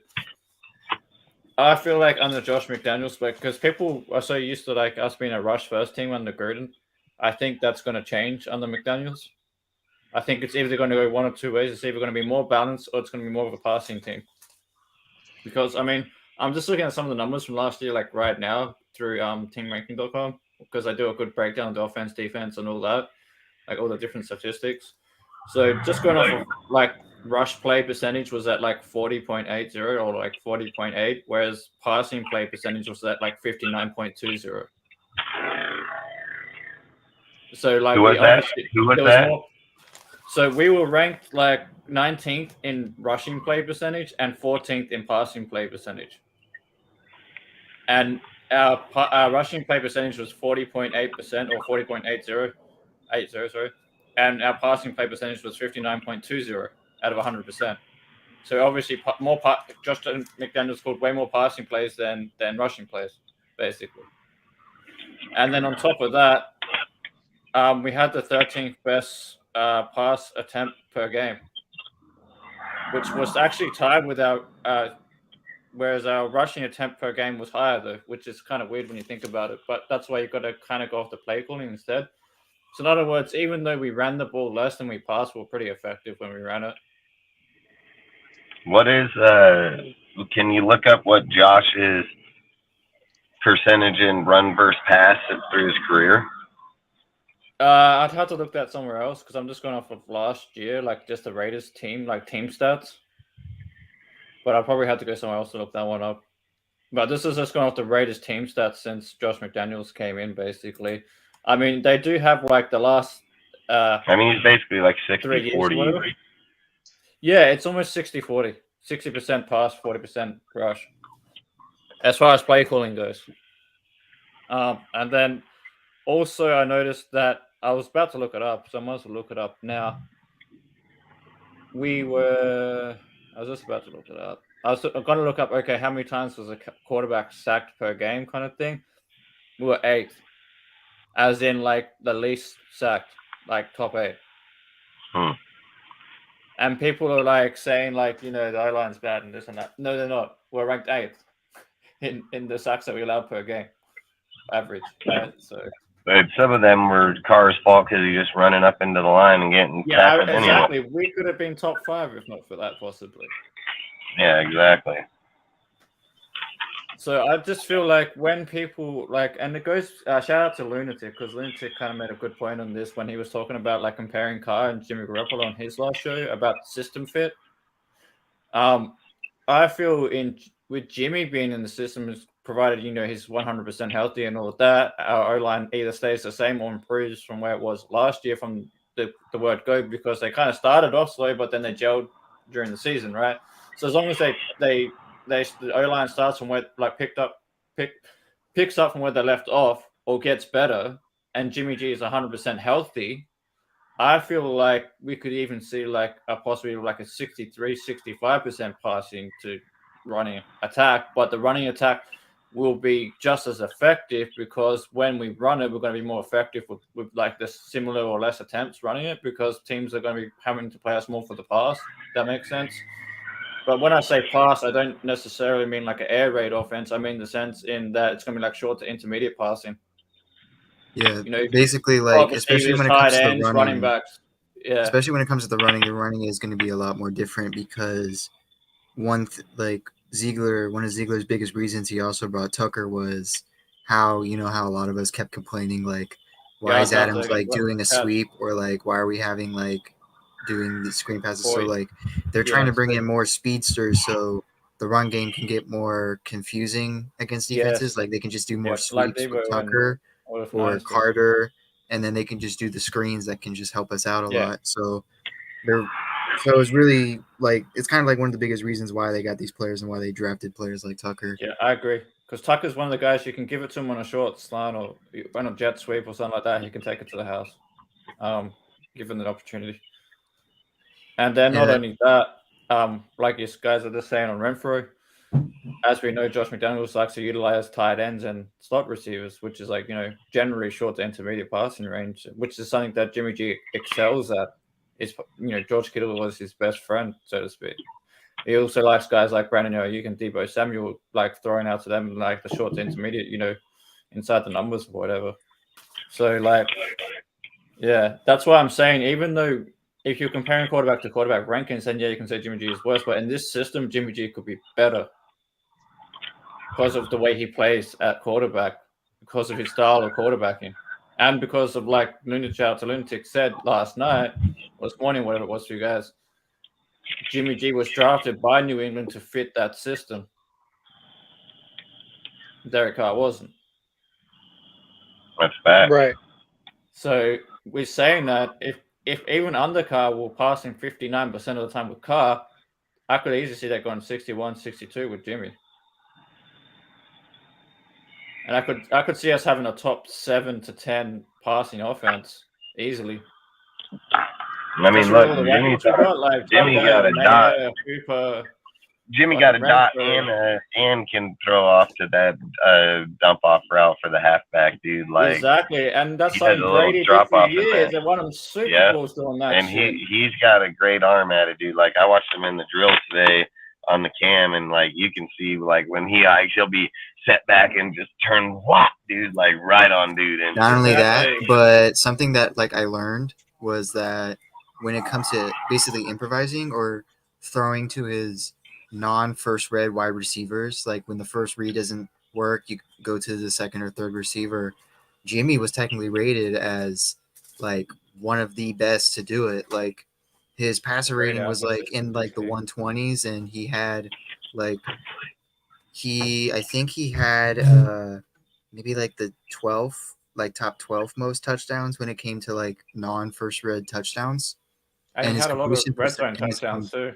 Yeah, and his completion percentage was like in the 70s. Exactly, and that's what I'm saying. I'm not saying he's a better quarterback than Carr. Even if like the play isn't working, like Jimmy knows how to improvise in a passing perspective. Yeah, so I'm not necessarily saying Jimmy's better overall as a quarterback if you were to rank quarterbacks or anything like that. But as far as system fit goes, and as far as like short to intermediate passing, like anything like 20 yards and under, he's gonna excel. Dude, I got video on my story right now that'll prove he can throw downfield just fine. He can throw downfield. Not only that, he can throw downfield 40-plus yards and dot a dude right on the in a fucking window this big. He's done it at the 49ers, but I'm just saying. Dude, I mean, I have a deal on the story right now with him on there doing it. Play over play. I mean, Jimmy has got a lot of. The thing about Jimmy is, man, he'll make some dangerous passes, dude, where there's 2-3 dudes around him, but he'll dot it right on his player. He did that shit with Kettle numerous times, getting across the field where dudes were right on top, and then he just break them split and then take off, dude. Like, it's pretty crazy. Yeah, I just put a link. Hey, he liked to do a lot. He was very risky with Deebo Samuel a lot. Yeah. Looking for stuff. Yeah, I'll just put it in the private chat. There's like a team. Yeah, that's the website I use. It's actually really good. It makes me very excited to see how the interaction we can get with the Niners, especially as the first preseason game. Maybe with like Jimmy and Kyle Shanahan, McDaniels can probably get more info on like how to like better run. I'm not saying like he's poorly at all running an offense, but maybe like figure out how to like blend with Jimmy and like make like add Kyle Shanahan style to his offense. That'd be fire. He brought that up too. Yeah, just to make an interesting point, like with the whole offensive side of the ball, we were tied 17th in third down conversions last year. So despite having like the higher passing percentage and everything, that's the one area where I feel like we can tidy up is like third down conversions. Hmm. And that's because of all the 3-and-outs on offense last year. Which is weird because we were ranked as one of the best in the least 3-and-outs or like turnover ratings. Basically, if you look at our passing yards and then our rushing yards and all that, we'll pretty much like say a top 11 to 13 passing offense and a top like 10 to 13 rushing offense. Like we're pretty balanced. It was just the third down conversions that killed us. The offense was just so weird. Like it just looks bad, but then the numbers look good, and now you're just confused. Yeah, if it's ranked as the 25th, the power rankings have us ranked 25th right now. Yeah, that's bullshit. I believe that for a second. But the thing is, like, the thing that gets us with that on offense is, like I said, it's the third down conversions. It's not converting on third downs because that just kills drives and stuff. So yeah, that and the fact that our O-line was probably gelling early in the year because they got way better by mid-season. My woman's calling. I gotta answer. No, it's real. Word. Yeah, so I was just saying, like, yeah, if we can tie up third down conversions, which I think we will have now that we have like more consistency in the tight end room and stuff, because I feel like not having Waller out there really hurt the team, Renfro as well, because they were the guys who would go to on third down a lot. I mean, not only that, but like when it came to the tight ends, like if like we had fucking if Waller ain't healthy, then we got Foster, but Foster would keep dropping the passes. Yeah, exactly. Like Waller's healthy, Foster ain't healthy, and Waller starts dropping the passes, or he just struggles at blocking. It's just a crazy season. It was just a weird season because we could have easily been like 12-5 last year. Like we really could have. If you really look at how we lost some of those games, it was just crazy. Like 20 points up on the Cardinals. To me, I just hated it. I just hated how injured our team got. Yeah, it was injuries, and there was the injuries, and then there was like on top of like no offense to anyone, but on top of inconsistent quarterback play, on top of like O-lines being like musical chair at O-lines, like it was just so many variables. Yeah, way too many UDFAs starting. Way too many UDFAs starting. Yeah, that's another thing. Linebacking core is weak as fuck. And then that sucks because then the fan base takes like their anger out on them. And like they say they suck, and I'm like, well, they're a UDFA. What do you expect them to do? Yeah, it's like, dude, give the kid a chance. Like their expectation wasn't to be a starter right away. I mean, I think Masterson, for the fact that we got him for a UDFA, like did crazy good for his first year as a UDFA. I didn't even expect he was that pretty much good. I think he should work on the coverage a little bit, but other than that, he was really good at like the run stopping and cleaning up the plays. The one I want to see more out of though was Darren Butler. I have high hopes for that kid. Yeah, Butler was kind of a disappointment, especially when like how all the turnovers went to him. But he either forgot that he's supposed to jump on the fumbled ball, or he just drops the ball. And the thing is, out of him and Masterson, he should have been the better cover linebacker if you look at what he did at Arizona. Especially since the linebacker coach is his coach. Yeah, that too. But I'm just saying, like, if you look at Butler's numbers at Arizona, he had like 3 picks in Arizona. Yeah. So he was like a kind of like a middle cover linebacker in Arizona. Where more than I really thought like Butler was going to be like an underrated pickup. Turned out it was Masterson. Yeah, it turns out it was Masterson. Yeah. Yeah, that's right, Charles. I mean, Waller to me, he's just an oversized receiver. Yeah, that's what he is. He's not a true tight end like Mayo, which is why I'm happy with. Of course, ever since he left our team, now like everyone is like, oh yeah, he's like close to being he's like a top 5 tight end, and I'm like, you guys say he wasn't even top 10 like last year. Now all of a sudden he is. Yeah, because I mean, if you look at it, he did shit before coming to the Rays. Like he was on a practice squad for Christ's sake. And then the only reason he was so like good those years is because we didn't have a wide receiver one those years. Basically. I mean, basically just force feed like the biggest guy out there the ball. Yeah, because if I look at his numbers right now, right, let's like go back to like Baltimore, right? Because we picked him up in 2018 at the age of 26. So before that, he did jack shit at Baltimore. Like he started 1 game in 2015 and 3 in 2016, right? And his total yards was like 18 in 15 and 85 in 16. Then even his first year in Oakland, only had 75 yards and started started 0 games, but was active for 4. So it wasn't even started. It was like playing like a rotational thing. Got 75 yards on 6 catches. Yeah, Charles, you won't believe how many of our people in our fan base are freaking hating on the undrafted rookies that we had last year. How many people want to kill Sam Webb for losing us the game? And I'm like, that okay. Yeah, he technically lost us the game, but at the same time, why would you have a UDFA be by himself? Scored more fucking points in that game than we wouldn't have lost. Like, that's the way I look at it. Man. Not only that, but that's like the one time where like I'm yelling at Graham, like, why would you have a UDFA be by himself? Yeah, that was the one. That one was a little, but it's not really Graham's fault if that's all he's got. You know what I mean? Yeah, like, that's another thing I say too. Else. Like the stuff Graham had to deal with, just a bunch of UDFAs starting. That's why I wasn't too tough on Graham last year, like a lot of other people are. I want to give him at least this season, but get more of his own guys in there. But yeah, like I was saying, so the only 2 good seasons that Waller had was 19 and 20. When we like Ruggs wasn't here in 19, and he was only just getting established, like drafted in 2020. Outside of that, he's never cracked over 1,000. He's never had more than 9 touchdowns in the season, so it's definitely not top 5 tight end numbers to me. I mean, Mark Andrews is better than fucking Waller. And I mean, in order to be a top 5 tight end too, you got to know how to block. That too. But yeah, Kelsey, Kittle, and Mark Andrews are definitely better, just off the top of my head, than Waller. Well, yeah, I mean, but you know, like I said, I mean, whatever you think about Waller, so I personally still believe that there was a personal thing that went on with the whole wedding and the,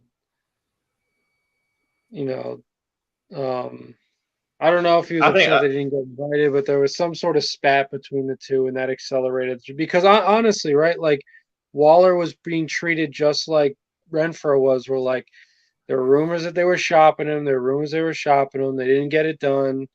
You know, yada yada yada. He was injured just like Renfrow. Like pretty much the two, you know, last year were pretty much he and Renfrow were carbon copies of one another. Yeah. As far as their impact on the team, just because they were injured. You know, there are rumors of them getting shopped.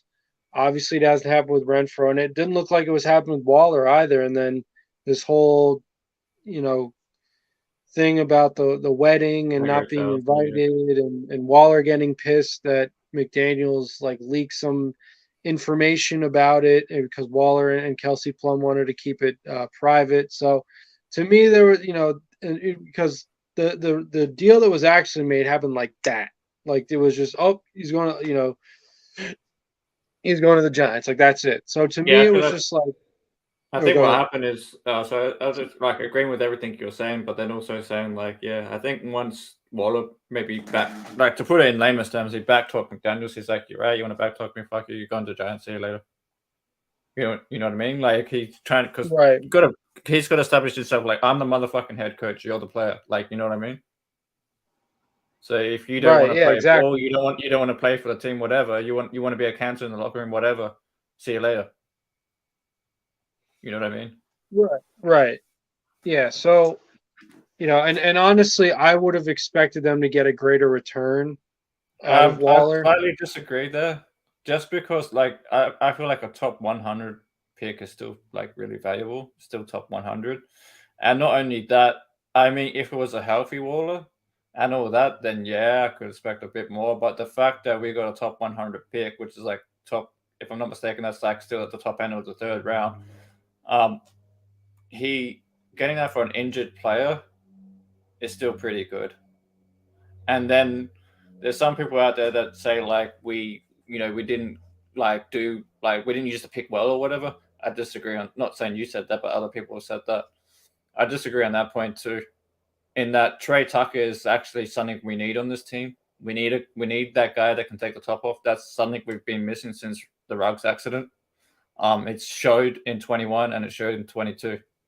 Like at the tail end of 21 when he wasn't there, and also in the 2022 season. Not having that speed guy to take the top off, it puts more pressure on Adams. It puts more pressure on whoever's playing slot. It puts more pressure on whoever's playing tight end one. Like having this guy that can take the top off pulls the safety away, if you get what I'm saying. Because they have to cover deep. They know there's a guy that can torch you. So not having that, even just that player being on the field and not doing nothing, being a decoy, is valuable. So not having Ruggs is that really hurt the team speed wise. So getting a guy like Tucker is like the perfect replacement for that, I think. And not only that, he has value in special teams as well. So even if you want to ease him into offense slowly, you can just put him on special teams where you ease him into the offense. So I feel like we did really well with the Waller trade. The fact that we even got a third round pick for an injured player is pretty good. Mm-hmm. No, I mean it's debatable. Yeah, I mean, obviously, yeah, and honestly, like to me, the problem with it to me was that if it was personal, which it did seem to be, Ziegler didn't do enough due diligence to be. It's one thing to say, okay, I'm done with this motherfucker. Like he's out of here. Find something. That doesn't mean the first team that called, because it seemed like the first team that gave him an offer was the Giants, and they took it. Like they took the first train out of Wallerland, if you will. But I don't know. It's hard to say because we're not buying post orders for them, but yeah, I mean, because the question becomes, why does it seem like they've been taking all these calls for Renfrow and none have come to fruition? Like why has Renfrow theoretically been on the trading block for months now? I feel like Renfrow, one is kind of a little bit of speculation because I don't know for sure if he's on the trade block or not. But I think Renfrow has more value than Waller, to be honest. Well, yeah, I mean, you could argue that definitely when it comes to the McDaniel system. Yeah, the McDaniel system. I think they're higher on Renfrow than what they would be on Waller. They probably think, oh, we can replace Waller more easily than we can replace a Renfrow, if that makes sense. Yeah, and I mean, that's pretty much what they did anyway with Hooper and Mayo and that. So even Howard, right. I mean, Howard's solid if he can stay healthy. Yeah, I mean, OJ Howard, I wouldn't be surprised if he gets cut, but I wouldn't be surprised. It depends how healthy yeah, I mean, OJ Howard is, he's not what he used to be. He's pretty washed. I mean, we'll see what happens, but I would just say that, yeah, when you think about not only who they drafted with the pick they got from Waller, but the tight ends that they used that they got to replace Waller, you can definitely see how the team, McDaniels wanted to move in a different direction as far as the kind of personnel he wants on his offense, because obviously, as I think Charles mentioned a little earlier ago, and thank you for the comment, Charles. But yeah, it's like the tight ends. I think McDaniels wants to be integrated into the run game. He wants them to have a more meaningful impact, part of the scheme, if you will, as far as being those extra kind of blockers. Obviously, McDaniels has used a lot of 2 tight end systems as well, so there's a heavy emphasis on that, and especially if you're coming right off, the line, as opposed to being split out wide. What happened with Dustin? He had to take a phone call, I think so. I'm about to. But Cortez, since we haven't heard from you in a while, do you want to give your 2 cents on the identity of the team, or? Oh no! I want to go to my Zeus topic. Oh, okay, yeah. Why don't we talk about that? Before I gotta go in a minute. I got shit that I gotta handle. I gotta go to court tomorrow, courthouse. Oh, word. All right, yeah. So real quick, why don't you just get it started on if you feel that Zamir White will have over or under 80 carries in 2020? Over. Yep. Because Ziegler said 70, I'd say more than 70 carries, because they're not gonna run Josh Jacobs to the ground like they did last year. I just feel like it's gonna be over. I don't know what you guys feel like. Yeah, I mean, this is an interesting topic, not just as far as it pertains to Zamir White, but when you sort of unpack it relative to the rest of the running back room, which obviously, as we were talking about earlier, that's going to be an important part of of this offense, right? Like how productive can the running game be, especially in the absence of Josh Jacobs. So, if we're talking, so let's just say he has exactly 80 carries. If he's going to have the same efficiency that he had last year, which was a yards per carry of 4.1, you're talking, 320 something yards. So that obviously is nowhere near, especially if he's going to be the bell cow, what the Raiders are looking for. So obviously, as far as that goes, it's not just as simple as being able to apply the past, last year's yards per carry to this year's, because there's so much that goes into it. But obviously, if you end at a total of 320 yards, that could definitely be a good supplemental sort of boost to the run game, I would say, because to me, I'm looking not necessarily at how much one player gets, even if that one player gets the lion's share of the carries, but what the run game looks like as a whole, right? Because that I think really can make the difference in terms of winning and losing games. So, if we're talking, 4 yards a carry, even if he's like a 1,000-yard rusher, let's say, that would take 250 carries. Cortez, mute your mic, man. Oh, my bad. So go ahead. Yeah, no. So I mean, in the past, obviously we have seen McDaniel's teams who have spread shared the wealth a little bit more. Been way more equitable than what we saw last year, where Josh Jacobs, obviously 1,600 yards, and pretty much everyone else combined had next to nothing. So, so like, for example, like I believe in 2009, his first year with the Broncos, obviously the bell cow was Knowshon Moreno. He had, I believe, something like 975 yards, somewhere around there, and then Carell Buckhalter, right behind him, had around 600 yards. So, in total, obviously, that's pretty much around what Josh Jacobs got by himself last year. But at the end of the day, it still totals out to around the same rush total. But the reason I bring up that specific example is, that maybe is sort of more of the proportions that I think we'd like to see.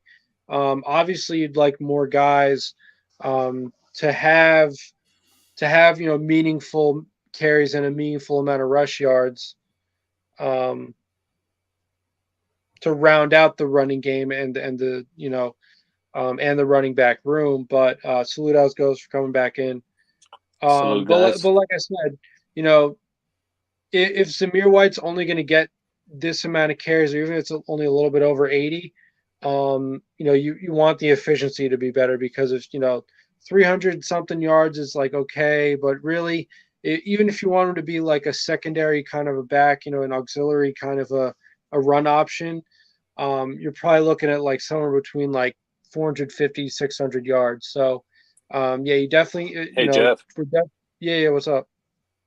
No, so like I just wanted to touch real quick on the Zamir White situation. First of all, good luck to Cortez in court tomorrow. I know he's fighting a case. Facts. No, I think for me, I think we're really quick to like write off young players, right? And I understand that Zamir White doesn't have the best vision, or didn't display the best vision last year, and I think he has a lot of room to grow in that respect. But the guy is fast as hell. He ran, like a 4.40, which is really, really fast for a running back, just really fast overall. He obviously played for a really good college program. So I think there's a lot of upside there. So I wouldn't be shocked if Zamir White emerges as probably the top back out of the camp. I think it takes time for all players, but especially running backs, to learn a scheme, learn a complicated offense, especially McDaniels' offense, which is very, very complicated. So I just think, I'm actually holding out hope for Zamir White to emerge as, a top back, to be honest with you. Hey, Zamir White's my favorite running back on the team right now. Go Team Zeus. Yeah, so I believe in him, Cortese. Like, and by the way, I don't know if you were on mute, but good luck on your case, dude. I think it's really important to just hold out hope for these young players. And I don't want to be quick to write off a player who just, he just played one season for us. Hardly played. He only got a handful of touches. So I think there's a Right. lot of room. We ourselves. Oh, while we're waiting for Al to get back, I'll just piggyback off what he was saying and what you were saying earlier is that I could see a scenario where they could drop. And I know it's oh, sorry, go ironic ahead. because usually I'm the guy who's a little bit more negative, but I'm pretty positive on Zeus. We missed part of what you said. I think you cut out for a minute, Al. Oh, sorry. Could you guys hear me? You can hear you now. Yeah, though, we got it. We can hear you now.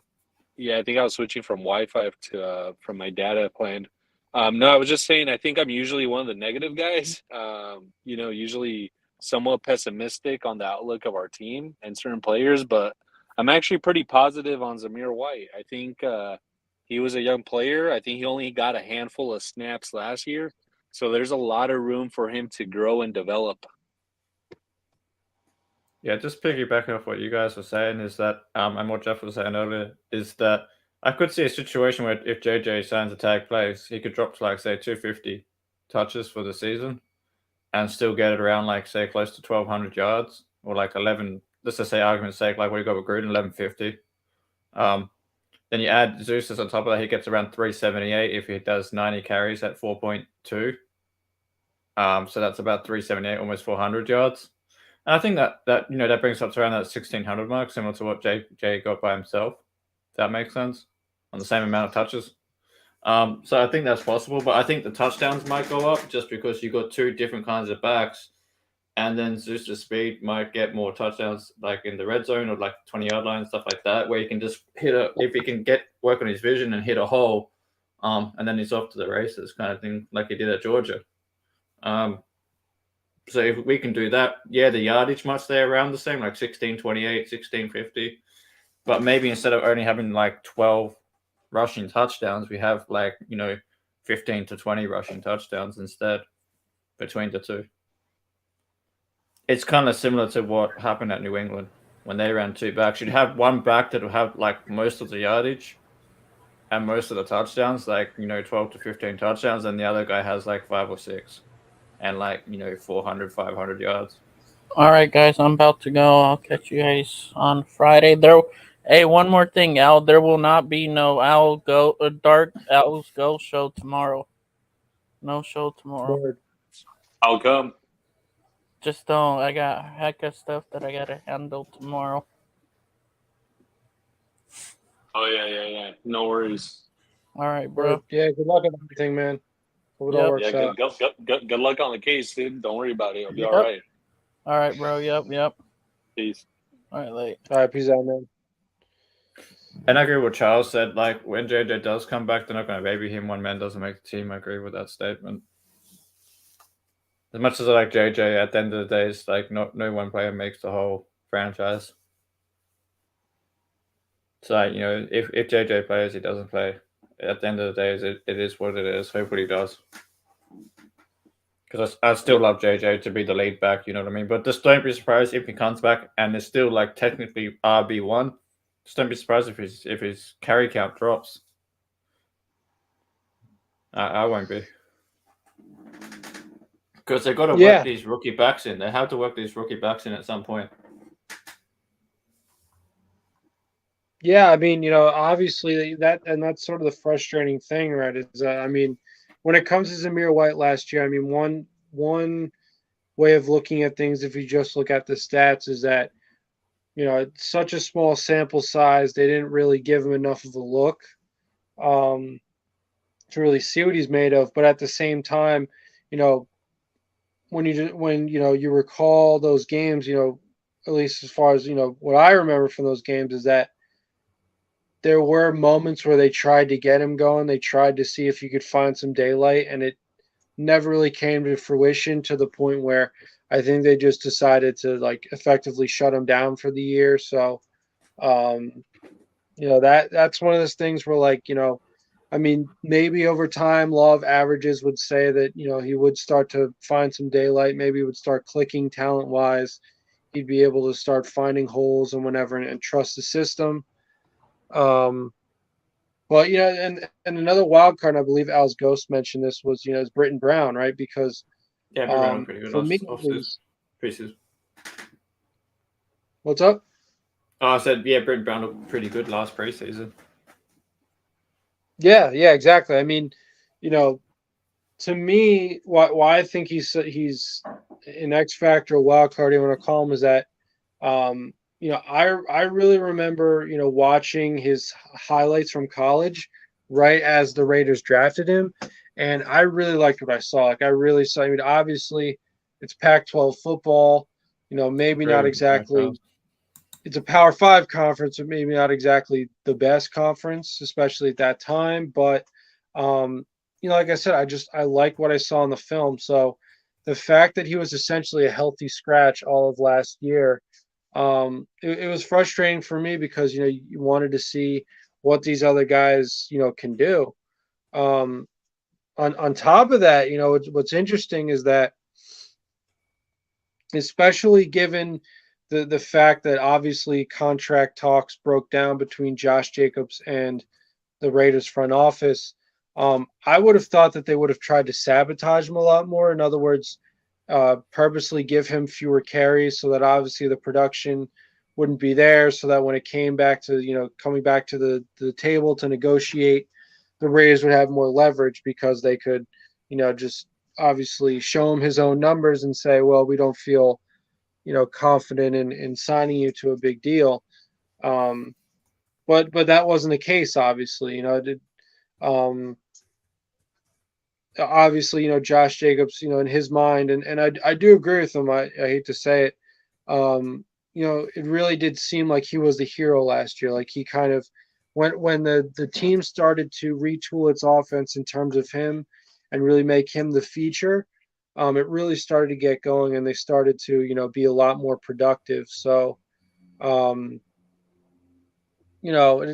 it's interesting because you would have thought, like I said, in line with that whole idea to sabotage him so that these cheaper backs were on their rookie deals would, start to, take over really.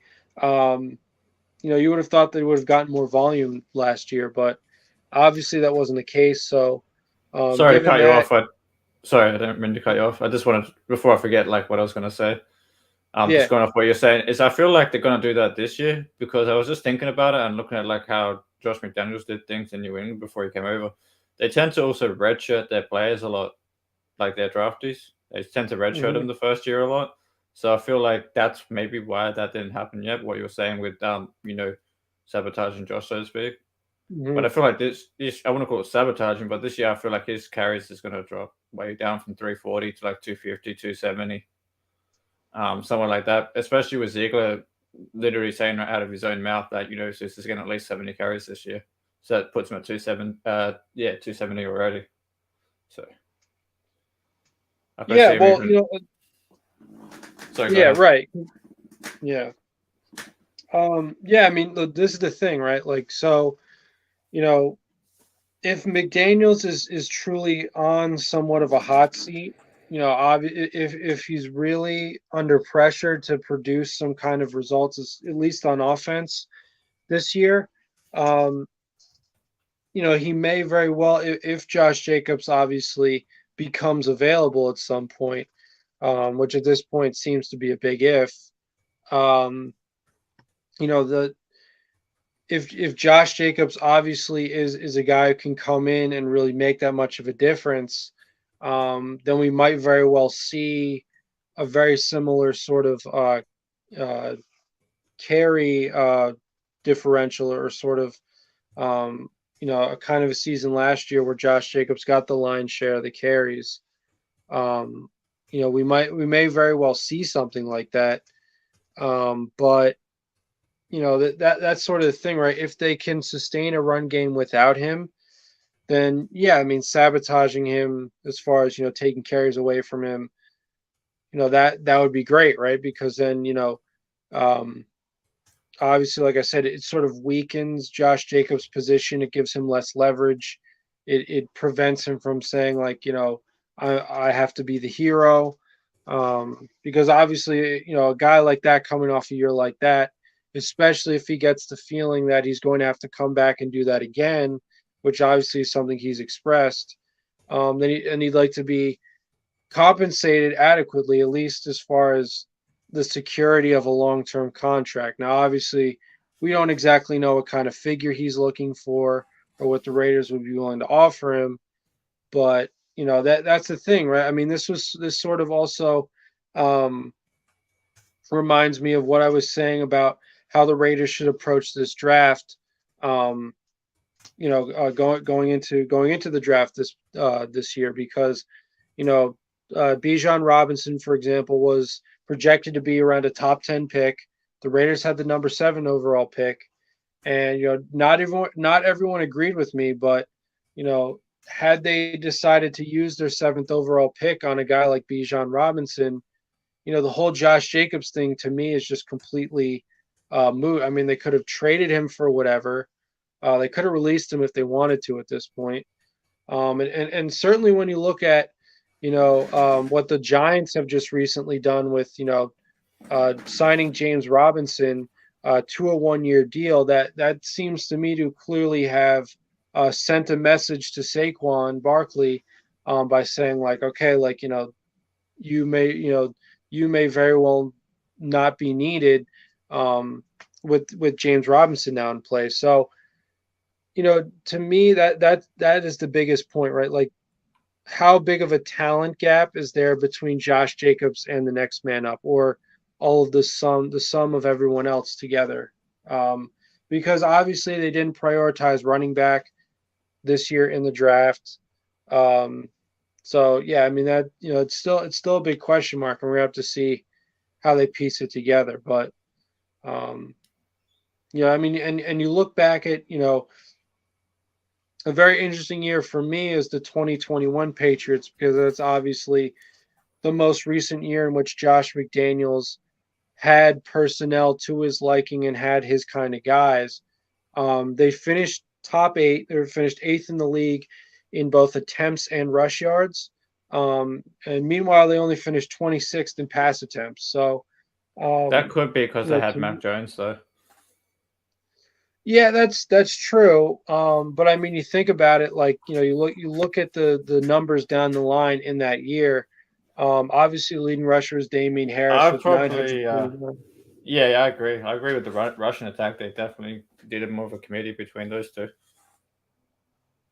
Right, exactly, and yeah. Right, and you think about right. That is a good point. That Mac accounted for 129 of those yards, which obviously, if we're talking about quarterbacks running, we're probably not going to see that from Jimmy Garoppolo. So that could be an issue right then and there, just as far as the run game from a statistical standpoint. But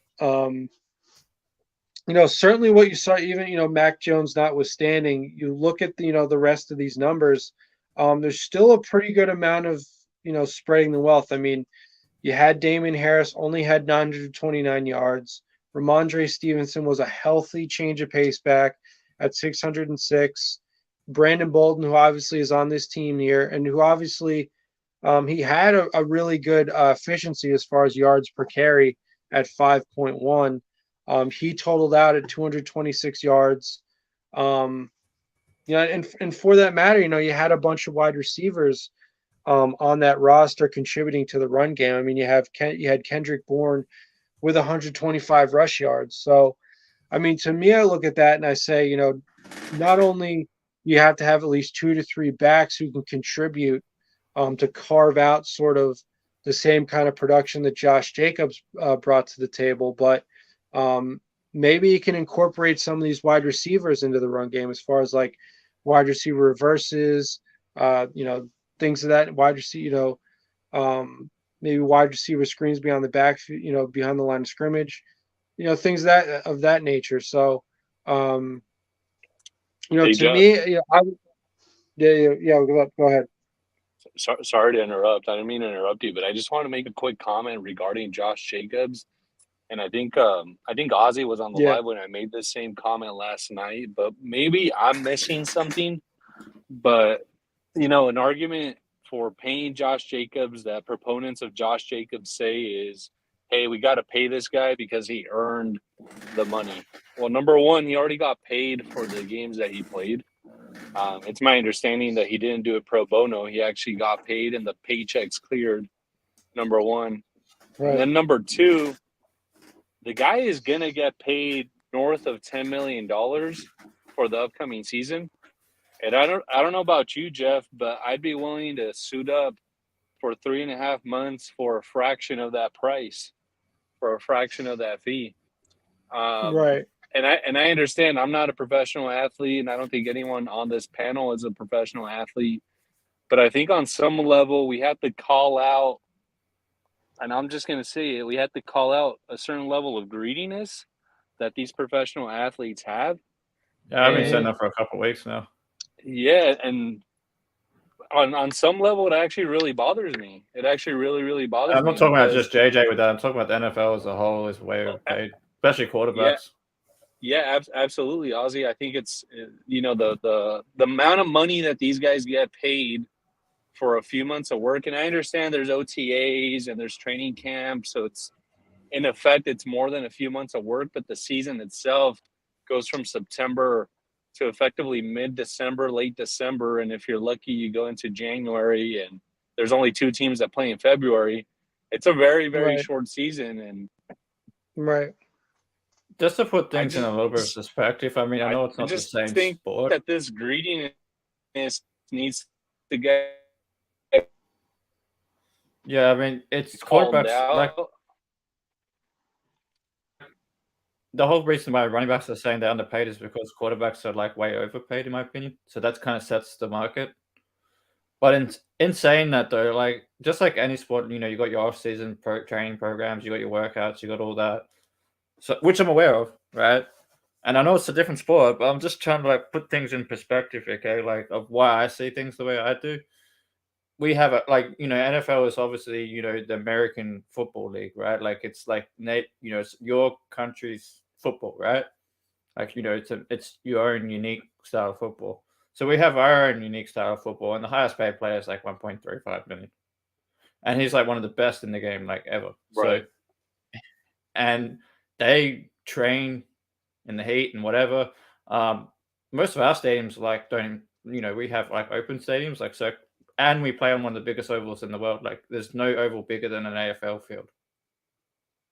It's about 200 meters long from one end to the other, and it's about 100 meters across or something from one side to the other. Because it's, you know, it's a circular oval. That being said, it's just as physical as NFL. Like with the tackling and the hits and whatnot.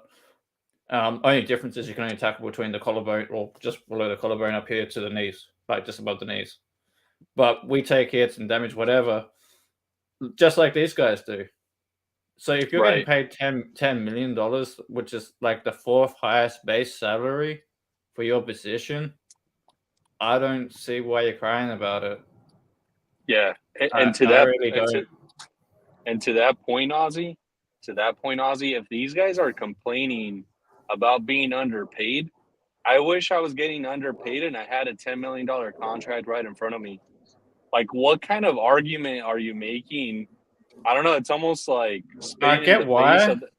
It's because the thing is, the owners earn so much money from like merchandising and whatever, like, and TV deals, and so I kind of get like that perspective on it. But in my opinion, all the positions are way overpaid, especially quarterbacks. And I feel like the whole problem with the NFL as a whole, like the way the whole salaries are done as a whole, is way overpaid. I feel like a lot more of that money should be going back to like the city where that team is located. Like, that's my opinion. There's a lot of that money could be going back to the city, and like in some cases, the more what's the word, impoverished neighborhoods in those cities, rather than going into the pockets of the owners and the players who are already getting so much money already. I agree. I think on some that's level, how I kind of see it. Especially like when, you know, look at like places like Oakland and like, you know, the less privileged areas, man. Like, imagine what they could do with that kind of money. Like, if you were putting like, you know, every year, because, you know, the thing goes up every year, they add money back into those fan bases, neighborhoods that support that team. So And yeah, this no, stuff I agree, Ozzy. And if I could just get on my soapbox a little bit here. go for it. So I just think, so number one, I just want to call out this greediness that I just see across the board. And I don't mean to call out Josh Jacobs specifically. I just think professional athletes in general are completely detached from society. And in terms of the amount of work that, us, let's call ourselves like regular folks, have to work in order to afford basic necessities like gas and groceries and housing. And for these guys to get on a Zoom call on a Saturday, and I'm talking about the running backs here, to organize a Zoom call and complain about how underpaid they are,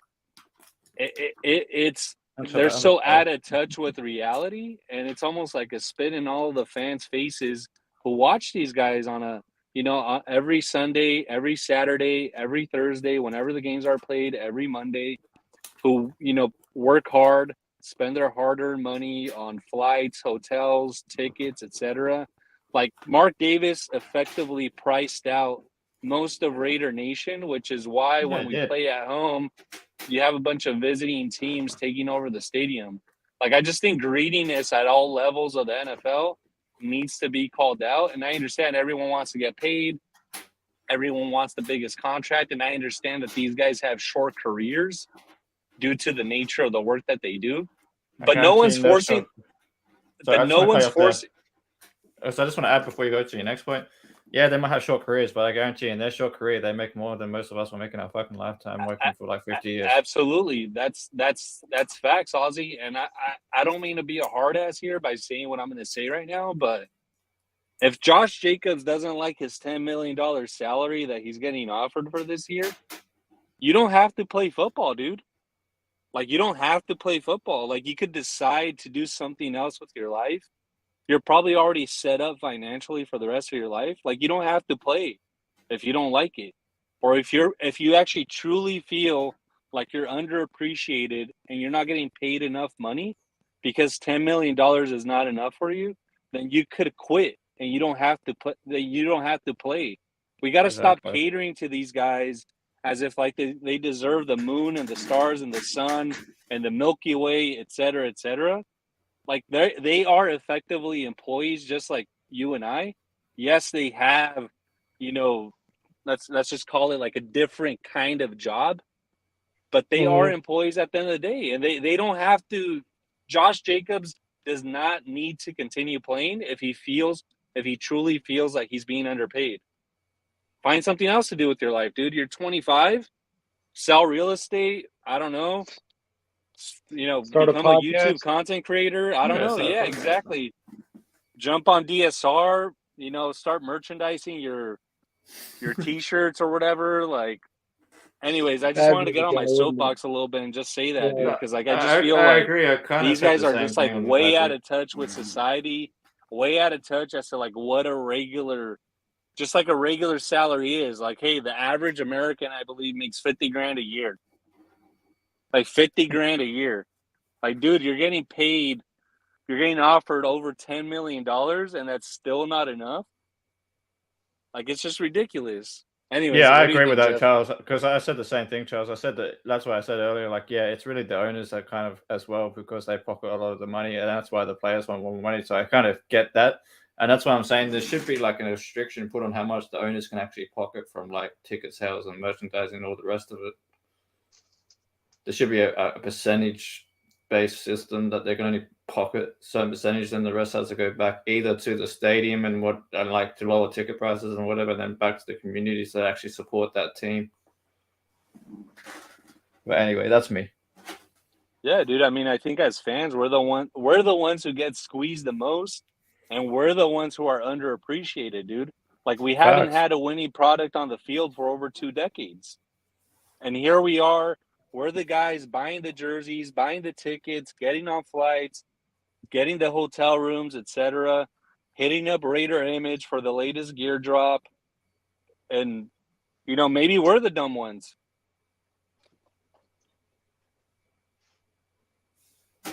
Yeah, that's what I was saying. Like, there's a lot of ways that money could be used, like making it cheaper to go to the stadium, making it cheap, maybe having deals for less. I mean, like, I don't know how you guys do things over there if you have a welfare system or whatever, but people here on like pension cards or whatever normally get some kind of discount on certain stuff.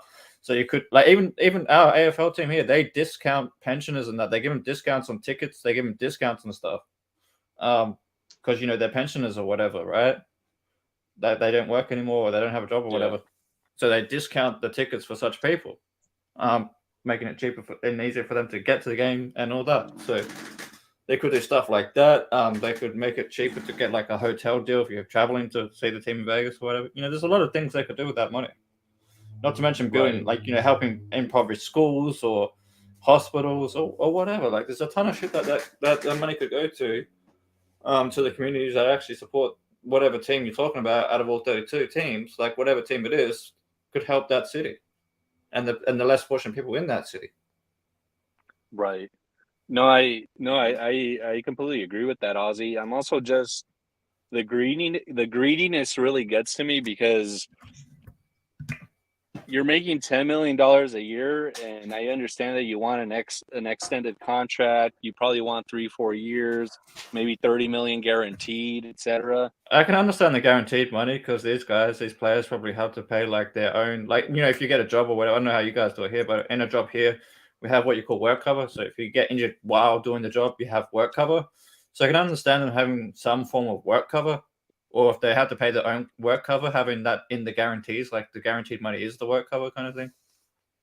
So I can understand having some form of guarantees for the job. Like, I get that, but it shouldn't be fully guaranteed. Like, even if I, like my last job, if I got injured, because I'm casual based, not full-time based worker, right? They base like your average earnings, and that's what you get on work cover. Like, they work out what your average earnings is for you percentage wise, and that's what you get as work cover while you're off work injured. So they could work that into that's what the guaranteed money really is. It's the same thing, but they're just working it into guaranteed money. So that guaranteed money you're getting is what's supposed to be used if you do get injured. That's what the guaranteed money is for. You can't, but like, it shouldn't be fully guaranteed because at the same time, it's a business. You can't expect it to be a one-sided deal where the businesses want to losing out completely if you get injured. There's got to be an out for them so they can go and get somebody else to replace you if you're injured. You know what I mean? Right. So yeah. Right. So 3-year deal, 2 years max guaranteed. And this Dustin kind of hit on this yesterday, right? JJ's best option is to sign the tag this year, next year. Why? Because if he does that, it's 10 point whatever this year, and it's 13 next year. So that's 23 million guaranteed in 2 years. That's more than fair at the running back position in the current market. I mean, Saquon just signed for 11.5 a year. So what's 23 divided by 2? It's about 11.5. It's a ton of money, Ozzy. It's a ton of money. Like, I step back and look at the figures that these guys are making, and just, again, just to go to my earlier point, to say, hey, I'm underpaid because I'm getting offered north of $10 million in a tax-free state. Not only that, Ozzy, and not only that, but you're actually going to be more likely than not in a running back by committee system. So you're actually going to get paid more for less work. Exactly. I was about to say the same fucking thing because, like, last year, yes, he had 340 carries, right? But he's not going to get 340 carries this year, especially if, like Ziegler said out of his own mouth, Zamir White's going to get carries. I won't be surprised if Britton Brown gets some carries too. So I wouldn't be surprised if you drop JJ's carries to like 220 even. You know what I mean? Depending how they want to spread the ball around, because it's like, you've got to look at, I mean, Dustin kind of talked about this a little bit yesterday. We said there was probably roughly 1,200 offensive snaps the whole season. You know what I mean? So there's only so many touches to go around out of 1,200 snaps. Like, obviously that's variable depending how much your defense gets the ball back or whatever. But it's roughly 1,100 to 1,200 snaps a season of offense. If that makes sense. So, like, if you have 1,200 and JJ's having like 340 of that, that's going to definitely change when you bring more weapons in. You got more tight ends now, more receivers coming in that need their touches of the ball as well. Yeah, no, that's facts. Like, if I was gonna get offered $10 million to do less work, I'm signing that bitch like ASAP. I'm signing it yesterday. I'd be surprised if he takes 100 less touches next year and gets like more in 1 year than he's made in 4 years. I just know karma's a bitch, and greediness has a way of working its way back into your life. And and you either sign the tag or you could lose out. Because I'm not a hater of Josh. The reason I sound so pissed off is because Josh is my favorite player on the team and the favorite draft pick that we've had in a long ass time. And I'm kind of disappointed because of where he came from, like how his mentality has changed from who he was when we drafted him to who he's acting like at this moment in time. He left town, Ozzy. He flew out.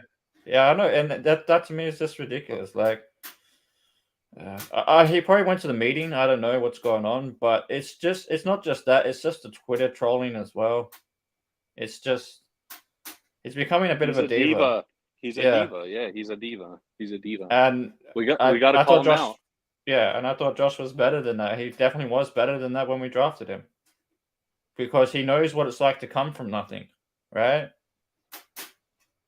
And I just feel like he's lost a bit of his his humility or whatever. Like, I get you wanting to get paid. Like, this is probably his best chance to get paid. I get all that, but at the same time, you got to look at the market value of your position, and like the real like the realistic points of things, not just I feel like he's just look at things from the wrong angle. You know what I mean? Yes, you won a rushing title, but how did you win the rushing title? Like, Derrick Henry had an injury; he was out a few games, whereas he most likely probably would have fucking won it again anyway, most likely. Not only that, you weren't as the top back, you didn't even have the most touchdowns, or even the third most touchdowns, I think. Henry had more touchdowns with 13. I know damn sure Jamal Williams, I think his name is, the Lions had more. Yeah, like 20 or something shit crazy. And I'm pretty sure there's a couple other backs that had more too. So, like, while you might be the leader in yardage, and I think he was second highest in rushing carries, apart from Henry. The fact that you're not the highest in touchdowns as well, like, I feel like teams value points more than anything else. You know what I mean? Points wins games. And he's not elite. He's not elite, Ozzy. Like, we take a step back, and I'm not trying to hate on Josh. I wouldn't say he's not elite. I'd just say he's not elite in the sense of like a Kamara or McCaffrey, because I feel like JJ and Henry are like the last two guys of that true power back kind of back. Like, it's a dying breed. I don't see him as Henry. I don't see him even on the same level as Henry. I think he's not as good as Henry. He's like not poor man's Derrick Henry, if that makes sense. He's a very impoverished man's Derrick Henry. He also doesn't block on third down. That's why they take him off on third down. And, Jalen Rashad would come in on third down, and Amir Abdullah would come in on third down. Like, he's not a 3-down back. That's just facts. He's acting as if he got 1,600 yards rushing every year since he came into the league. He's been cracking 1,000, but he's not a perennial 1,600-yard back. He had a remarkable season last year, but he got force-fed the ball because everyone was injured. That's what happened. And he wants to get paid off of one season. That's not how it works, dude. If you don't want to get paid, if you feel like you're underpaid, underappreciated, don't play football. That's my point. Don't play football. Find another line of work. Exactly. And not only that, if you kind of compare like JJ to Derrick Henry's, like, from 2019 onwards, so since JJ entered the league, it's not even close. Derrick, it's not close just in like the 4 years Josh has been in the league, Henry has like 58 touchdowns to Josh's 40. That's just touch. And then Henry has like 6,000, almost 7,000 yards, and Josh has less than 5. So in the same amount of time. Yeah, exactly, in the same amount of time in the last 4 years. So I'm not even going off Henry's first 2 years, because in Henry's first 2 years, he was behind DeMarco Murray. Right. So he didn't start. Like, Josh started coming straight out the gate, Henry didn't. So you can't really compare 2017 and 2018, because Henry wasn't even starting at that point. He was a backup at that point. He didn't start. He was redshirted 2 years. That's facts. Hey, dude, I gotta take a call, but I'll be in the chat, dude. Always great chatting with you, Ozzy. No, yeah, I'm gonna head off too soon once Jeff gets back. I'm not sure what's going on with Jeff. Still waiting for Dustin and Jeff to come back because I can't end the live here, guys.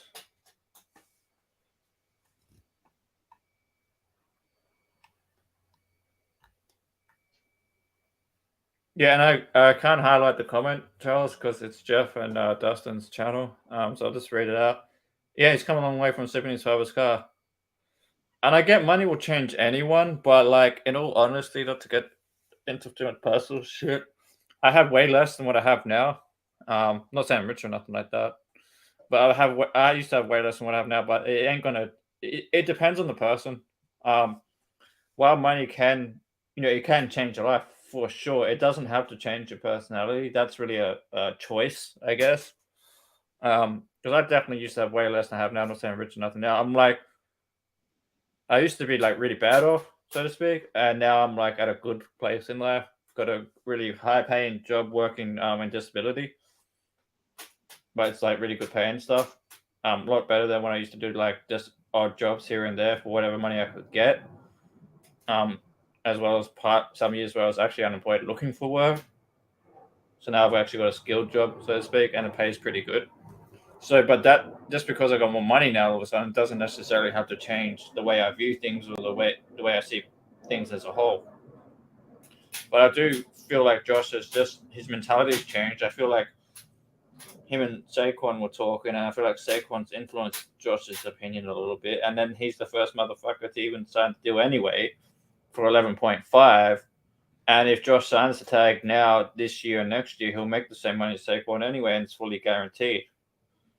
So there's no real point for him to do this because all it's doing at the end of the day, it's going to make it harder for him to get another contract, not easier. And getting 11.5 average, if he signs a tag 2 years in a row, maybe negotiates a third year, that's a fair deal in the current market. Like, we can sit here and say, oh, the owners do this and the owners do that. So if the owners are doing this and that and pocketing this much money and all that, like, and the players want a piece of the pie or whatever, however you want to put it, why doesn't that piece of the motherfucking pie, instead of going to pockets of players who already get paid tens of millions, why doesn't that piece of the pie go back to the communities that actually support the sport?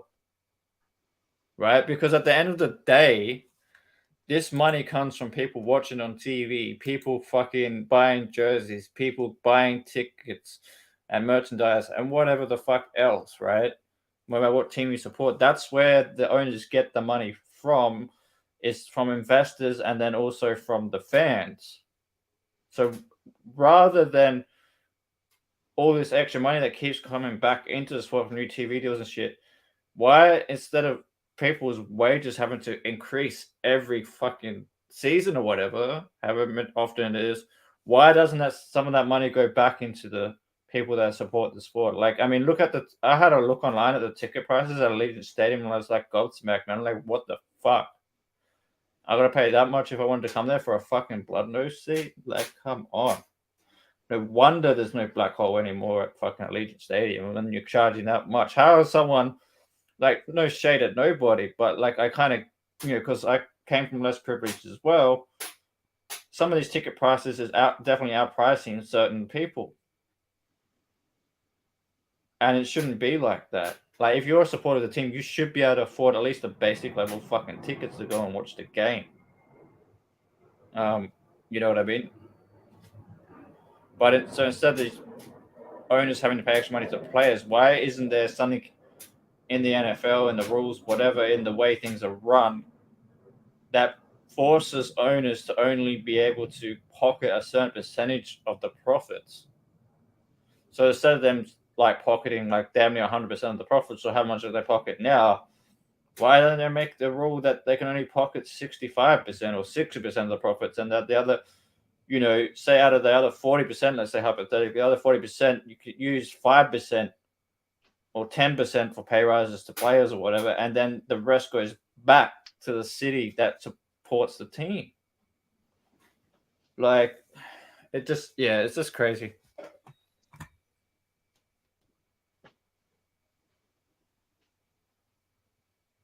Oh yeah, I agree, Lunatic. I'm not debating like the selling out the tickets. I'm just saying like a lot of those sell out the tickets probably like we keep talking about. It's not Raider fans a lot of the time, and of course it's not going to be Raider fans when where do most of your Raider fans come from, like Oakland and LA, right? So how many of those guys are really going to be like the people that used to go to the game all the time probably can't afford to anymore because the ticket prices are just crazy.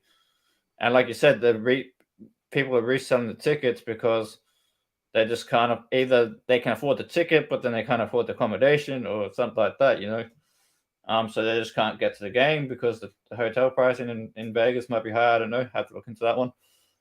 But it's just crazy how much the price of tickets has skyrocketed for Raiders games since the move to Vegas. And all I'm saying is, rather than all this extra money that comes from TV deals going into the pockets of owners and players, who already get millions of dollars, why doesn't some of that go back to the fan bases that support it in the sense of discounts and lowering ticket prices and lowering the cost of confectionaries or whatever at the stadium, lowering the cost of parking if you have to pay for parking, maybe having free parking for people on like lower wage or concession. Like there's a lot of things you could do with that money.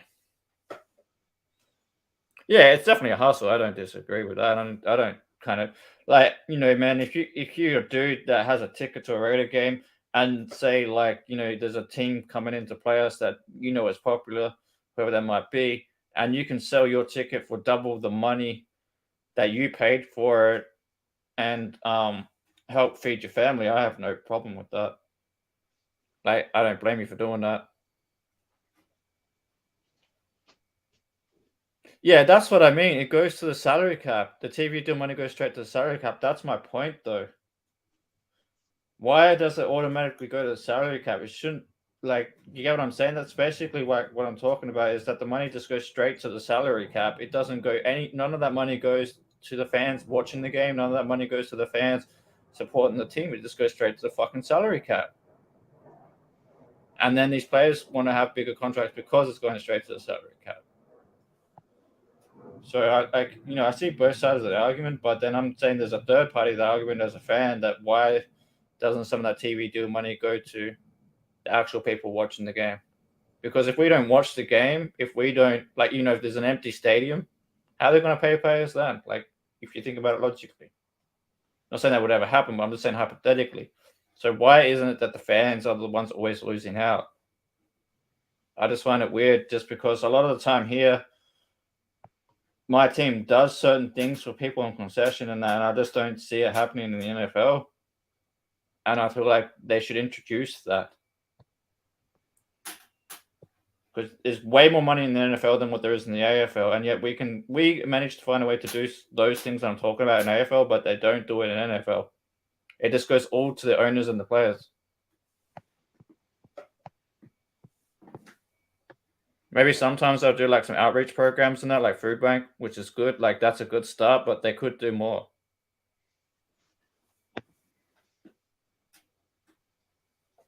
It's just a matter of perspective, I guess. Anyway, go ahead, Jeff. Sorry, man. I was just rambling on while I was waiting for you to come back. Or yeah, thanks for holding it down. What were you guys talking about? I was just talking about, like, because I was talking to Lunatic in the chat there. I was saying, like, I have no problem with people reselling their tickets and getting more money if they have to feed their family. I have no issue with that. But what I was talking about is what he said last, which is like the TV deal money goes straight to the salary cap. I'm like, that's kind of my point. The fact that all that money they're making from the TV deal just goes straight to salary cap. Like, none of it goes to like helping the fan bases that pay to watch it on subscription TV, or who fucking paid to go and watch the game or whatever. Like, why doesn't some of that money go back to the fucking people that actually support the sport? That's my point. Mm-hmm. What? Because the second you say it goes straight to salary cap, then that automatically means it goes straight to the pocket of the owners. And that's why then players want more money, because it's going straight to the pocket of the owners. So I kind of get it in that sense. But at the same time, like, I've worked in production and whatever, like heaps of different jobs. Just because my business that I'm working for in 1 year might overproduce and make more profit, it doesn't mean my fucking wage goes up. Right.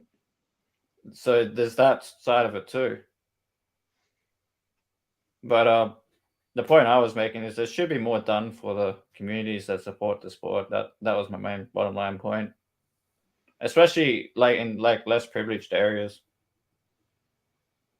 because there's a lot of like that kind of money can make a big difference in those areas. Like whether it's more better like upgrades to schools, like computers and whatever, or like more food bank drives for people that are having a hard time buying groceries, whatever it might be. Like there should be more programs like that with that kind of money.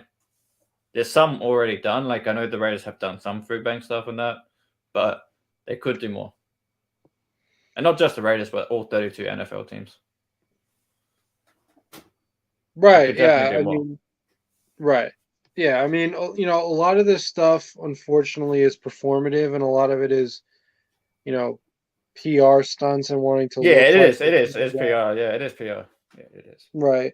So, yeah, I mean, you know, it is what it is. I mean, we do have to be realistic about this, not only the sport, but the business behind the sport that we're buying into as fans of the NFL, which is, you know, this is an entity that operates in the billions of dollars. So that's good. Funds for charity, that's good then. At least that's something. Right. And that, you know, that's not nothing, obviously. It's just that, yeah, I mean, it certainly is true that when you think about how powerful the NFL is at this point.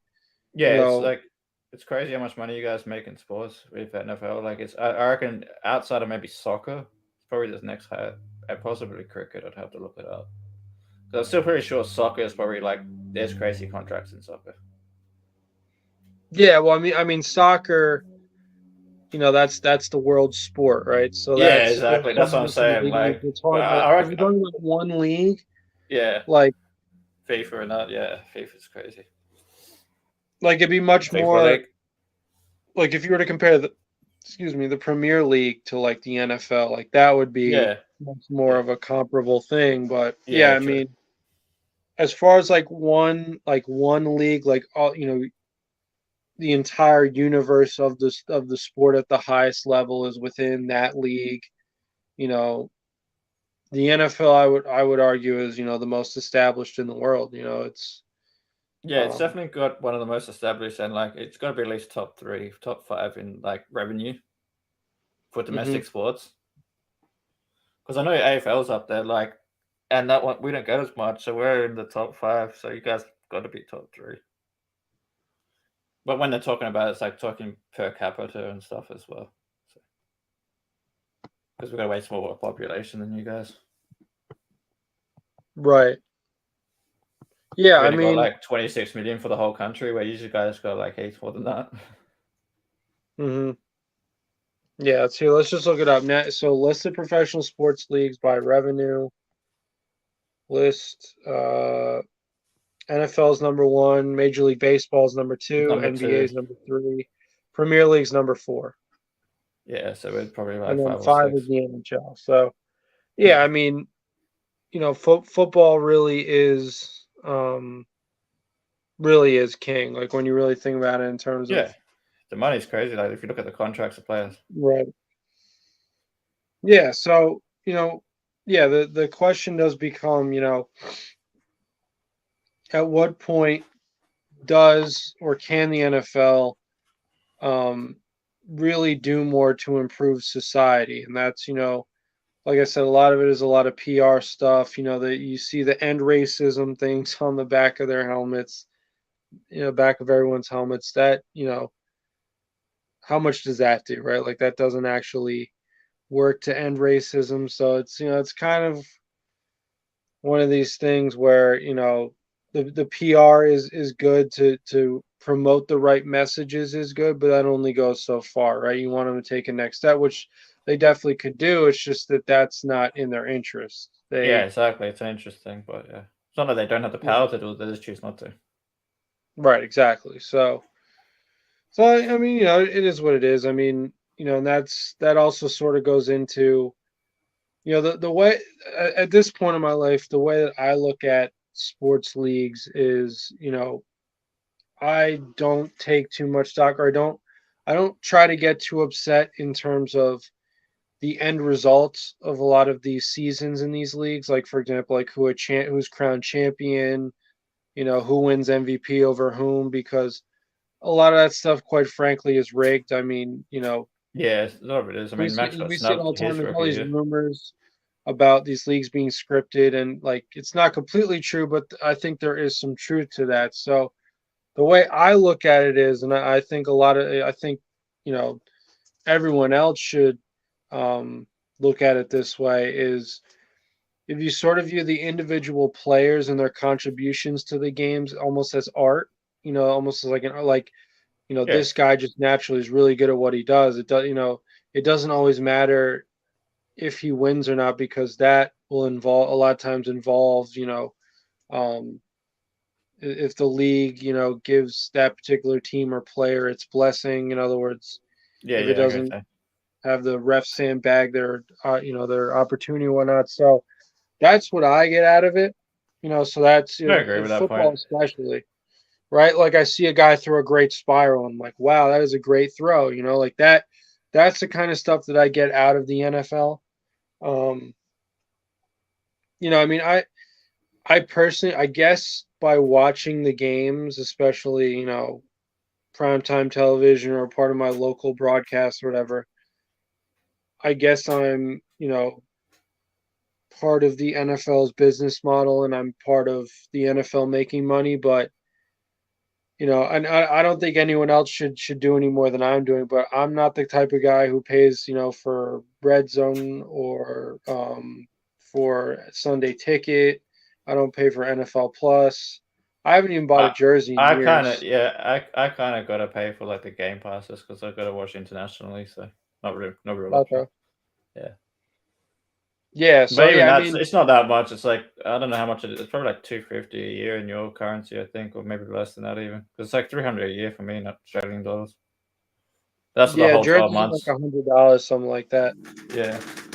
Um, Something I like hate to I hate to cut our conversation short because it is a great one, but I am going to have to end the stream in a couple minutes. good. But yeah, but thank you, Ozzy, for joining. Thank you for sticking it out this long. That's This right, was brother. great. You've definitely provided a 10 to 15-minute window of talking when I was absent. So thank you for that, and thank you as always for joining and for giving your great input on things. You're always a welcome panel member, and we always look forward to hearing what you have to say about the Raiders. So Appreciate it, brother. salute to you. Thank you for joining, as well as thank you to the rest of this panel for joining as always. Thank you to the mods in the chat for holding it down as always. You guys know we wouldn't be able to do this show without you guys. And last but certainly not least, thank you to our viewers for watching along and commenting along with us throughout this broadcast. We do appreciate you guys for that. Just one quick reminder before I let you guys go.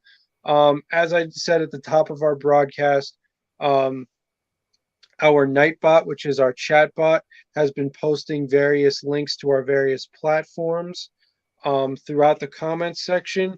So if you guys wouldn't mind just taking one last look at the Nightbot's comments to see the various links that it's posted, if you could just follow all those links and tap in with us on all those platforms, that would be greatly appreciated. And we do thank you guys in advance for that. Just to give you guys a quick rundown of those links, just to check them out really quickly here in the comments section. So first and foremost, the Death Star Report YouTube channel, which we're currently broadcasting to. If you guys wouldn't mind subscribing, liking, hit the notification bell, like as many videos as possible, and commenting on as many videos as possible, that'd be greatly appreciated. It also gave you guys a link to the Nation Nightmare YouTube channel, which is our friend and panel member Cortez's private personal YouTube channel. Same deal there. If you could subscribe, hit the notification bell, like as many videos as possible, and comment on as many videos as possible, that'd be greatly appreciated as well. It also gave you guys a link to our Twitch channel, the Death Star Report on Twitch. So if you guys wouldn't mind just giving us a follow on Twitch there as well, that'd be greatly appreciated. It also gave you guys a link to our Instagram, the Death Star Report on Instagram. So if you guys wouldn't mind following us on there, giving us a follow as well as liking some of our posts and maybe even sharing some of our posts, not only to your story, but to your friends over DMs. That'd be greatly appreciated as well. And last but certainly not least, as a final link that the Nightbot has shared with you guys, that you can check in the chat right here, is a link to our DSR Discord server. So if you guys wouldn't mind, if you're on Discord, if you haven't already, just follow that link and join us there at the Discord community. That'd be greatly appreciated as well. We have a whole bunch of stuff going on in there. It's a great community. It's a great way to bond over people, not only over all things Raiders, but over a wide variety of topics. We have a Raiders chat. We have a general chat. We talk about life in general. We have fantasy leagues. We're just starting up our NFL fantasy leagues. We welcome you guys to join the many leagues in that Discord. As I've said before, it is a $0 buy-in, so it's totally risk-free. And the winner of each league will get a $25 gift card. So like I said, no risk, all reward. And it's a great way to bond over people because obviously fantasy is a fun way to go about the NFL season, sort of to create your own team and really, try to be crowned a champion. So like I said, and we also have promotional events in there like free movie nights. Free giveaways. We also have free movie nights, which is a great opportunity on a weekend night. Hop in the Discord and watch a movie with a bunch of people. We have channels dedicated to Raiders content creators, as well as updates on various sports through various platforms such as Twitter and Instagram. So like I said, just quick rundown again, Death Star Port YouTube channel, Nation Nightmare YouTube channel, Death Star Port on Twitch, Death Star Port on Instagram, and last but not least, the DSR Discord server. So if you guys wouldn't mind just taking one last look at the comment section for all the Nightbots comments, just to follow all of our links, to tap in with us on all those platforms, that would be greatly appreciated, and we do thank you guys for that. Just to give you one last reminder, as always, we'll be having our Raiders Friday Night Roundtable show this Friday, the 29th. At our regularly scheduled program at 7 p.m. Pacific time, 10 p.m. Eastern time. So if you guys wouldn't mind tapping in there as well on all the regular platforms, the Death Star Port YouTube channel, Nation Nightmare YouTube channel, and of course the Death Star Port Twitch channel. So like I said, if you could tap in with us on all those platforms, as well as just remember to tune in for our next broadcast on Friday, 7 p.m. Pacific time, 10 p.m. Eastern time. That'd be greatly appreciated.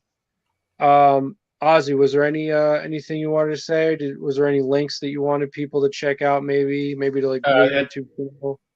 The only other link I could say to check out other than my Twilight Raider on YouTube is also I have TikTok now, which is Twilight Raider on TikTok. So that's the only recent one. That and the Discord that you guys set up for me. Okay, awesome. Yeah, do you have links to those? We can post them right now. You can. That's right. I'll bring it in next time. I'll send it to you guys after. Yeah, no worries. All right. Like I said, thank you again, Ozzy, for sticking with us this whole time. We always value your input. As he just said, make sure to look out for Port Adelaide Raider on YouTube as well as on TikTok. If you guys are on those platforms, if you could find him, give him a follow, subscribe, hit the notification bell.